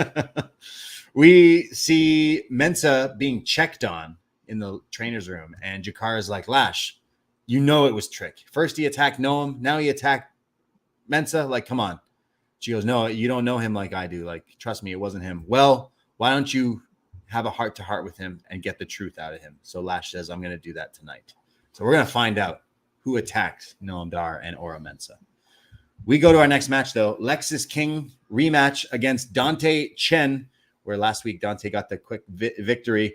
Early on, a huge boot from Dante here, sending Lexis King running around. But he comes back with a super kick for a near fall. King starts grounding him down. There's like headlocks and then like a jackhammer for a near fall. And then he goes for the coronation, but Chen counters it with a crucifix pin. 1, 2, 3. He's done it again. He's pinned Lexis King, but this time King is so furious. You know how furious he is? How furious? He beats down Dante Chen, goes ringside, pulls off the protective padding, revealing the cement, the ground, the concrete here. Hits the coronation on Dante Chen onto now the double quadruple padding that he just ripped off. Yeah. Nowhere near the concrete. Yeah. Yeah. Is this a botch or was this like... No, this is Lexis King. Yeah, like it was literally hitting the head and the neck on the padding. Folded padding, so it's even actually double padding. It's actually like you know when your pillow's like losing its firmness, so you halve it. He legit like double folded them, so it was a bunch of them. Yeah, this fucking guy. I like it for Dante Chen. I always quite enjoy, you know, it's the 1, 2, 3 kid thing, isn't it? I don't think you've necessarily established Lexis being your Razor Ramon here that you're getting this win over, but I like it for Dante. Yeah, he's all right. Yeah, like this is going to continue. When I saw on Sunday a man get set on fire, and it's like now you're pulling the concrete, so you're hitting your move on the double folded padding. Look comfortable. The extra quilted. This is what we used to do as kids. know, like it's You take the mattresses and all the pillows and you make your own ring. That's pretty much what he did here. Yeah. And then hit him with that move. So I guess this feud continues. No Mr. Stone for the save, though. No. Unfortunately. We see a video for Josh Briggs. It's kind of different than we normally seen from him. Normally, he's Cowboy Josh Briggs. Now it's more of just a normal guy watching back tape. and like on film here of his kind of career. We see clips of him as Evolve champion before WWE. And then in 2020, I was signed. I had big dreams here in WWE. I wanted to break out on my own, but I was thinking big too early. And then I gained a little brother, and then it shows clips of him and Brooks Jensen, our boy. I even gained a little sister, clips of him and Fallon. And he goes, and it wasn't just about me, because there's no I in team, but there is I in win. And we did that. We won titles, you won tag titles in NXT UK, just kind of showing highlights. But he goes, but now I don't know who Josh Briggs is, but right now is the best time, because you're going to best believe you're going to find out. So Josh Briggs, the new and improved Josh Briggs, coming soon. I like this. It's a bit of a reset. I think he was kind of pigeonholed into the like cowboy American thing, and then even breaking away from that, his gear and everything was kind of still that. And he's definitely shown stuff. I think the tag team was really good for him, for just like, getting a bit more personality and getting comfortable in WWE. He's really stepped up, I think, in this North American title hunt he's been on, the Stand and Deliver match. I keep bringing up the match at Deadline, the Iron Survivor. I thought he really shone there. I like him, and I want to see him improve. And where I think it's going doesn't leave me as excited. Where do you think it's going? Sean Spears. Oh, I thought it was like he's gonna I need to figure out who Josh Briggs is, and then like he gets the JBL it then cuts to Sean Spears looking all creepy about him. Sean Spears also watching the vignettes tonight, and he goes, I'm here in NXT because I want to help the young talent. The Learning 10. Yeah. He says this guy doesn't quite have it yet, but he's gonna get there, and maybe I can help him because I've been there. I'm here to help all the talent here. In fact, I'll be the answer. Yes. So that's his Jericho trademark now. It's like the answer, Sean Spears. The answer, Ty Dillon. No, wait, he is Sean Spears, He's Sean right? Spears. Fuck. It's been enough time where he hasn't changed his gimmick now. He's at least every 3 months, right? So this guy or Jericho? Both. Okay, so this guy's going to be the learning tree of NXT. It seems that way. So I totally, he's going to be teaming up with, or trying to recruit Josh Briggs, which leads to a feud. And Josh Briggs is Hook.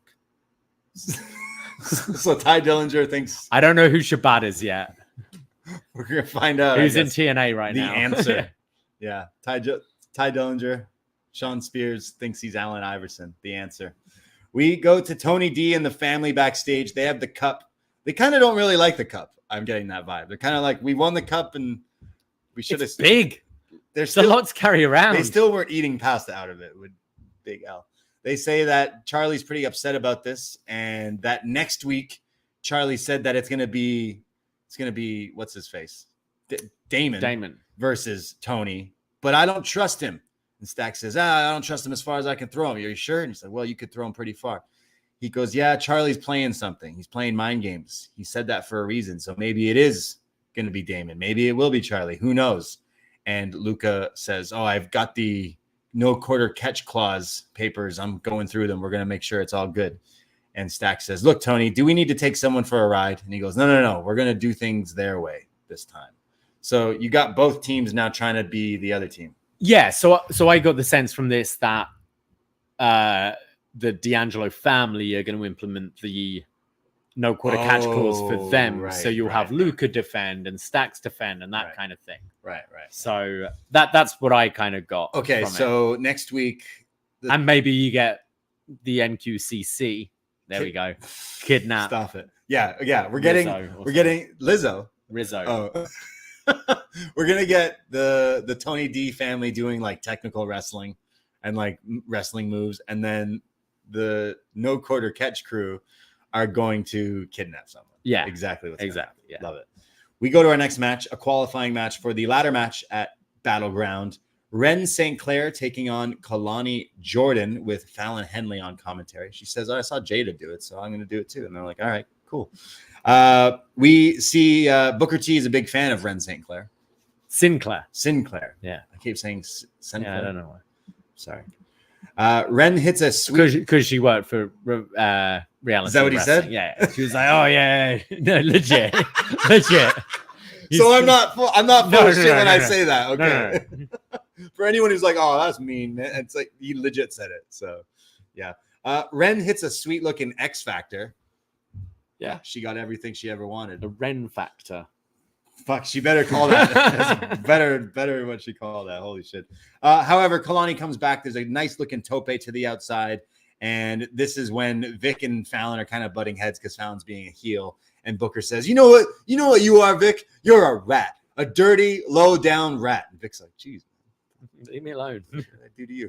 Wren hits the standing splash for a 2 count. And then Kelani hits this. I don't even know what this was. Like a counter to one of the pinning attempts into like another pinning attempt. I don't know what it was, but very flashy, very cool. Kelani is very skilled at coming up with some cool offense. There's like an angle slam type move from her as well. And then the one-of-a-kind split-legged moonsault for the win. Kelani is going to the ladder match.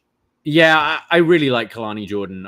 I think she's improving very quickly.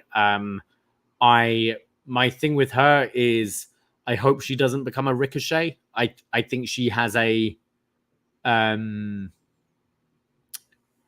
a way of, just not being cool when it comes to like talking and things like that. I think she needs to find a bit more of a character to her to shine, but in ring, she's definitely showing it. Yeah. And she's coming up with some really creative new moves and transitions. And I think she's one of the smoother wrestlers in the women's division in NXT. So the ladder match now is set. Sol Ruca versus Lash Legend versus Fallon versus Jada versus Michin versus Kelani. Okay. Sounds pretty good. Who's your money on? Say Fallon. Yeah, I want Fallon. I think Fallon makes sense. Yeah, just because of the recent heel turn and everything, it would do a lot for her.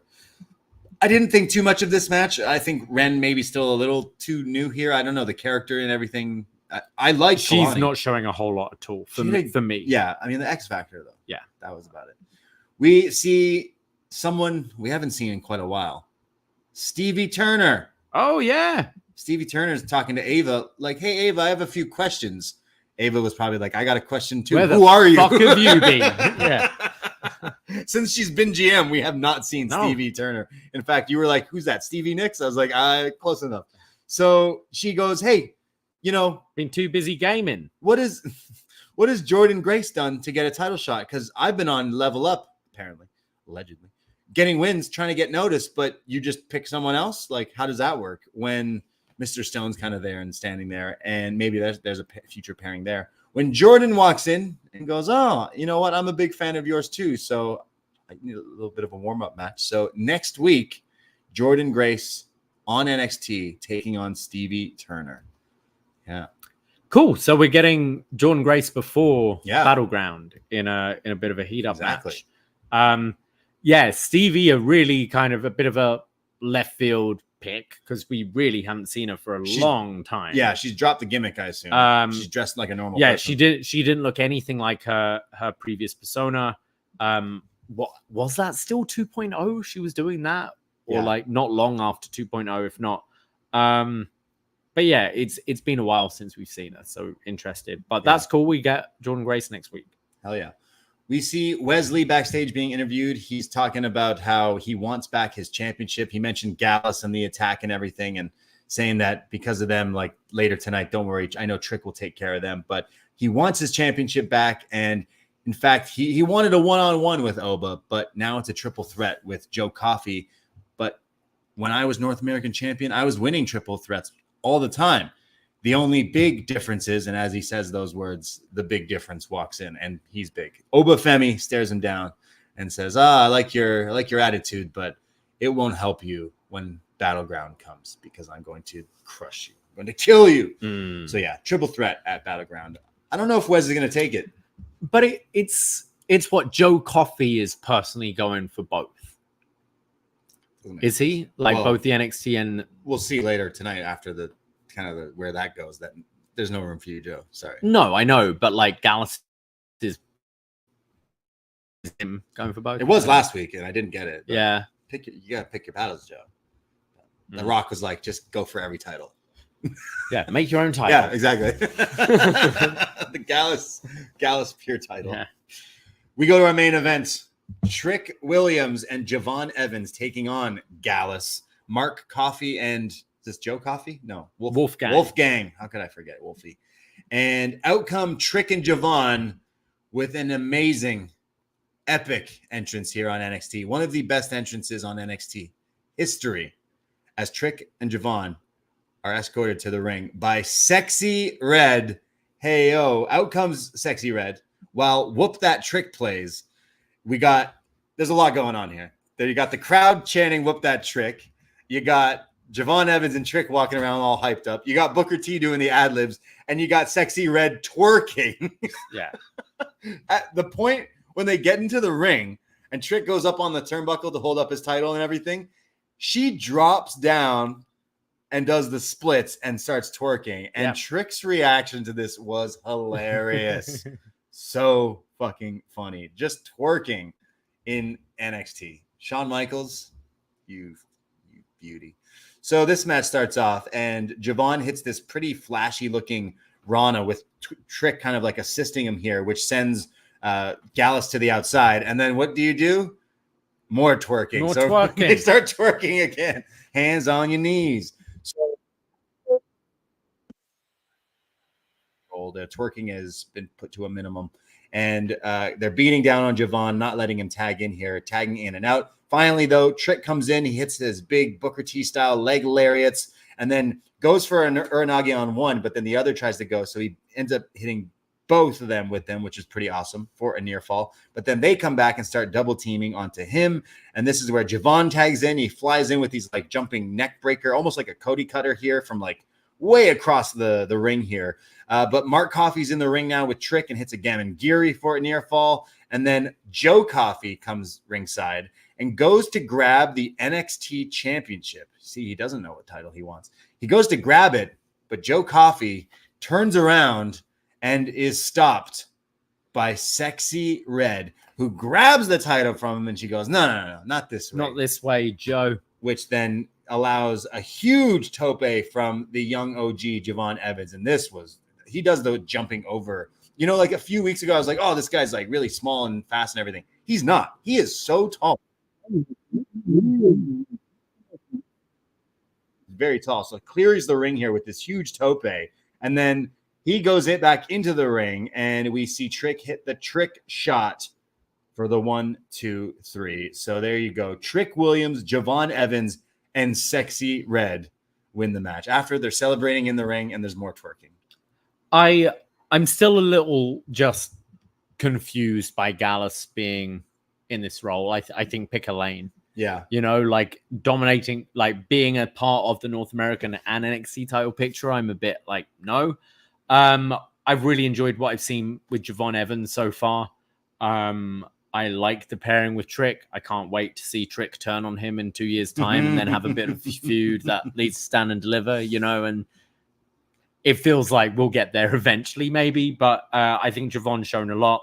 Sexyy Red was pretty fun in this main event. She really brought it in this. Like, I mentioned like off the top, it felt like she was just like, yeah, I'm here in NXT. It's like, okay, you don't really sound that excited. And then here she's like doing the splits, twerking. She like was doing the Whoop That Trick. Like, you know, I didn't get overly into the match though. The match itself, it's Gallus. Yes. So yeah.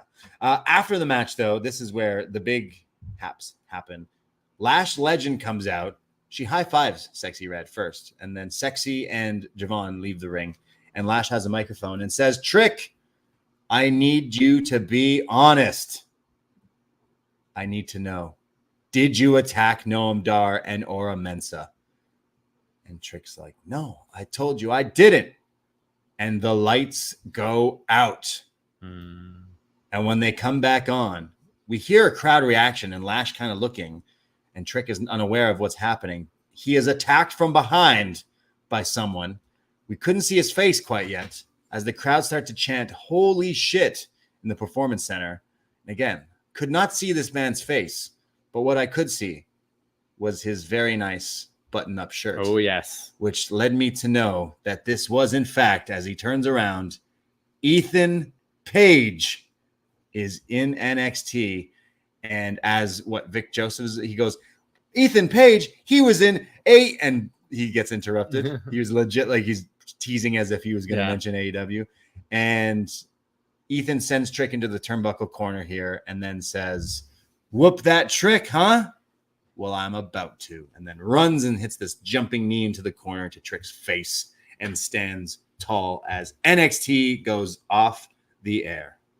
Love it. I think this, I've been saying for a few weeks when we knew he'd left AEW, I think this is the right place for him. We saw what LA Knight was able to do at his stage in his career. I think he made everything work in NXT, and look at where he is now.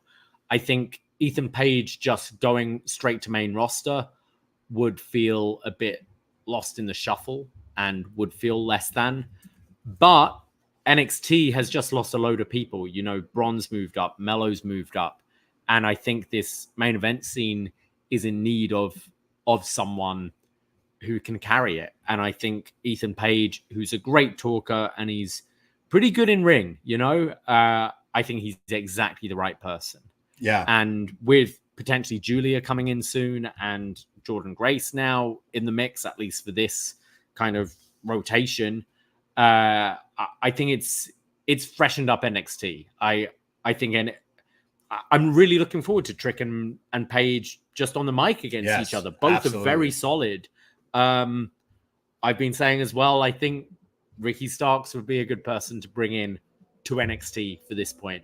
You don't need them there forever, but I think whilst the main roster is bloated, I think they could run shop. And I'd even consider, you know, maybe strap him up. Yeah, I don't know when Stark's deal is up, but like I'd put him in here and potentially just partner him with Page.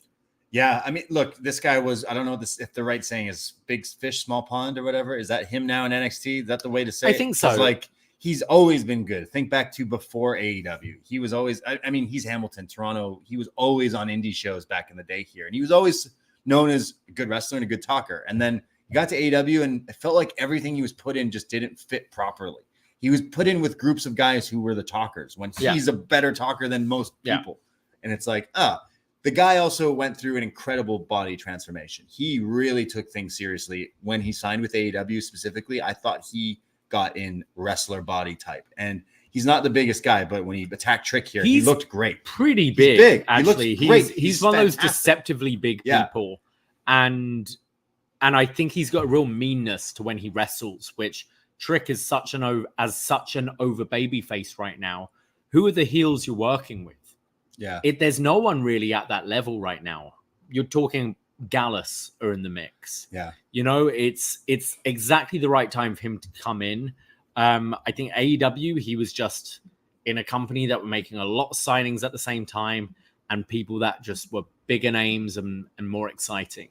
Whereas I think if he navigates this NXT like run well, there's a chance for him on the main roster. Absolutely. Yeah. Like this guy is legit one of the best talkers in wrestling. Like he is. And I always felt like in AEW, whenever he got like positioned somewhere, another big fancy shiny toy. He was also always there to lose as well. You know, like he was there to put over your Darby Allins, in that stupid American Top Team feud. He was there to lose to Inner Circle, it was Inner Circle. Yeah. I think this is really good, and I wouldn't be against strapping him up pretty quickly, to be honest. This is like so. I don't see him as a Sean Spears hire. Yeah. You know what I mean? I think Sean Spears is coming in as someone who, we see you as you're winding down. A producer, you're winding down, help these kids out. I think Ethan Page is someone I think he's my age, isn't he? He's not crazy old. And he's in great shape, got a good look, a great talker. Yeah. 1989. Yeah, 34. Yeah. I thought this, I didn't think much of the wrestling on this show, but I thought you had a few things, the Jordynne Grace thing and this especially, and Sexyy Red twerking, which really made it it gave a shot in the arm. Chef's kiss. I mean, have you seen Shawn Michaels' profile picture? He has updated his profile picture to him in the chef's hat. And I didn't want to spoil this, but I got a big grin earlier because Sexyy Red has posted a video. I've seen it. In her car singing Sexy Boy and then pans the camera sitting next to Shawn. So funny. Shawn Michaels was cooking tonight. Yeah. Shawn Michaels got a little bit of everything for everyone. You can't be mad at this episode of NXT because you got Jordynne Grace from TNA possibly opening up this portal to the Owl Land over there, which is interesting. Then you brought in a rapper that's big in pop culture right now, just put out new songs and new album and everything. That helps cross promotion. Love my hip hop wrestling crossover. And then you end the show with a surprise I don't think anyone really saw coming with this guy. I mean, just literally 3 weeks ago, we were discussing it would be awesome if this guy was in NXT, and he's here. So I'm pretty excited because Ethan Page, he's done a lot of good stuff elsewhere, but I think given the right opportunity, now is the NXT. I've kind of been saying the past few weeks, in the past little while since the draft, I'm like, I'm kind of bored. Where's do something. They lost people, and right? then they did. Yeah, they literally did a lot tonight. This was a whole switch, and this makes the Battleground. So is this Battleground or Heatwave, or both? Yeah, Heatwave is essentially hometown for Ethan Page. Yeah, I mean, he's got an A1 show because the Noam we were setting up Noam Dar and Trick for Battleground. Yeah, so. Look, Noam could come out. I think it's too quick to go to Ethan Page and Trick. You could almost have Ethan Page on commentary for that match or something like that. I don't know. Is Ethan Page going to main event the Scotiabank Arena, which is going to be crazy. Yeah. He is. Guaranteed. He's getting the hometown reaction here in Toronto. That's when I do the match. It's not too far off either. Between Battleground and that, I do the Noam Trick match, have Ethan Page hovering around, but I do that for Heatwave. Yeah. I loved that I didn't hear of these things all day. I don't try to get spoiled when it comes to wrestling. I'm not psycho like everyone else out there, but I did not hear about any of these rumblings about this. So stuff. I look at the rundown, I look on Fightful just so I can prepare the stream and write a description ahead of time and things like that. And there was a lot that. So apparently WWE put placeholder names in. So for the Jordynne Grace one in rehearsals or whatever, they were playing Lita's music. Right. And for this, they were putting Nakamura. It's when films have fake names for it. Yeah. It was like that. So I didn't hear. I try not to be spoiled. I don't mind knowing what matches are coming up, but I don't want to know I don't care about that. This sort of thing. And I was genuinely surprised twice tonight. Yeah, I don't know. This is such a weird episode of NXT, but in the best way possible. I felt like I've just been through, again, a portal of weird things. It's all right, here's the girl twerking, and then TNA champion. Oh, and Ethan Page is now in NXT wearing a nice shirt. Isn't wrestling great? It is. It really is. So good episode. I really think NXT needed this because I was getting a little bored since the draft. And it did. This really spices things up. So not only is Sexyy Red hosting Battleground, I imagine she gets involved in some sort of angle on that show as well. So more Sexyy Red on NXT, plus Jordynne Grace in action and Ethan Page presumably on the show as well. So things are looking up. Yes. Things are looking up. Well, that's what we thought. Let's see what you thought. We always put up feedback on our Facebook page. So go to the Poison Rana page on Facebook and you can join our little Poison Rana group. Yeah, search Poison Rana. Feedback. Join the group. And we'll start with Megan, who says, "Oh my fucking God. This episode delivered not one, but two bombshells. Getting Jordynne Grace to cross the line to this side to face Roxanne Perez was insane, but the metaphor mystery got paid off in a big, big way. It's not a coincidence. It's all ego." Had to give his catchphrase a twist. Bear with me. We'll bear with you, Megan. Ethan Page showed up, and just like that, my interest in Battleground skyrocketed. The main event was solid, and I love that Javon Evans is rubbing shoulders with Trick. It'll bode well for his prospects going forward. I got to come down from this high I'm on. NXT deserves people's attention. Those two surprises alone hit like uncut Bolivian Yayo. Have you had uncut Bolivian Yayo, Megan? Yeah. Yeah. I haven't either. No. Gonna be a hot summer. What's that Power Slam 5000 song called again? Unbelievable shit. And then I don't think that's the name of it. I don't know. And then he put a photo of Shawn Michaels as best booker and promoter of the year. Love you, Megan. Thank you, Megan. Uncut Bolivian makes it seem like Megan definitely knows what he's talking about when it comes to the yayo, but I digress. Kevin Swanky writes in, wowza, 2 bomb drops to heat things up going into summer of NXT. Very hard nowadays when you don't see spoilers or reports of things like this happening, especially with 2 things, would guess at least one would get out.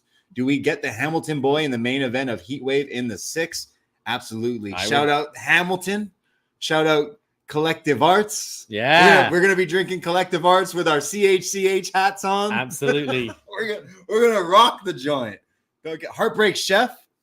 It will be like Drew in Scotland, won't it? Ethan coming home. Hammer. I'm gonna get all the CH swag for him. Hamilton, all the way, baby. We have Dylan who says NXT lost a lot in the draft. Jordynne Grace plus or minus further TNA crossover. Ethan Page and soon Julia are a major shot in the arm. Yeah. Thank you, Dylan. And then Fire Frank writes in quotations here. Why you gotta snitch, Vic? That's why you're a dirty rat. Mind your business. Booker was extra on one tonight. Overall enjoyable show. Cameos, surprises, and solidifying the Battleground card. Uncle Sean is cooking, as the kids say. Chef Hat Sean. Yeah, Chef Hat Sean. That's it. Wow. People are just like that. NXT's good again. Yeah. That's how quickly it turns in wrestling. Absolutely. You put Sexyy Red on a show, skyrocket. Got all that attention today. All those Sexyy Red fans came and were like, fuck. Yeah. It's Jordynne Grace. Yeah, that would be a sick match. Sexyy Red, Jordynne Grace. Yeah, how long till Sexyy Red in the PC today? That's what I want to know. She can twerk, but can she wrestle? We'll have to see. Yeah. Chop-tees.com. Get yourself a t-shirt. I just got mine. Look, it's summer. Wear pink. It's nice. Poison Summer, baby. Poison Summer. Yeah, we'll work on that. Yeah.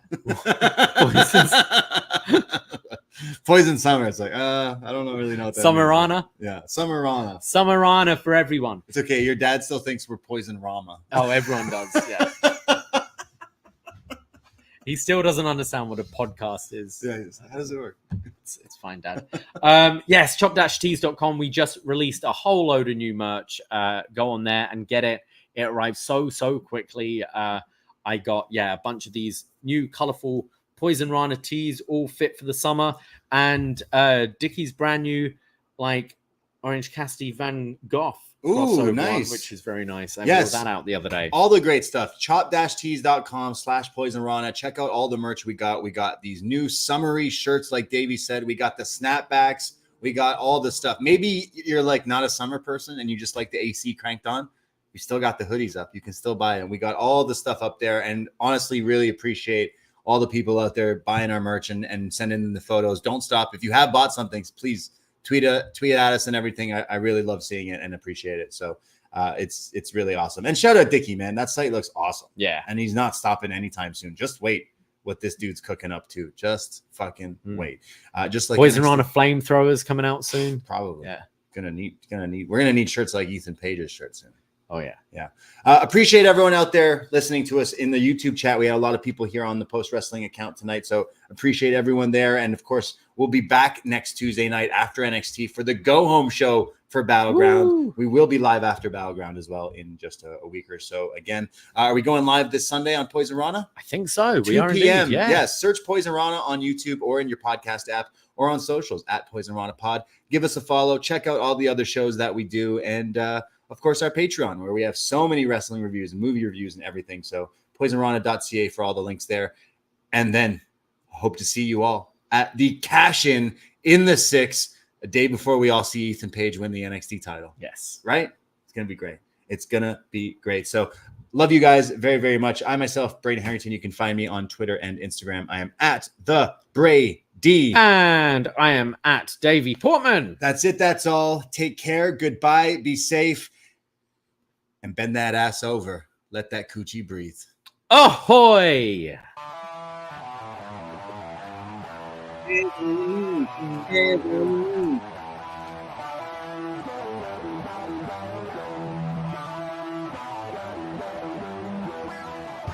First time in a long time, but back like I never left. Taking each day as it comes, you know me, I don't read ahead. Watch me burn down everything, BDE on the TV set. When I'm in control on the road, you can never really know what's up next.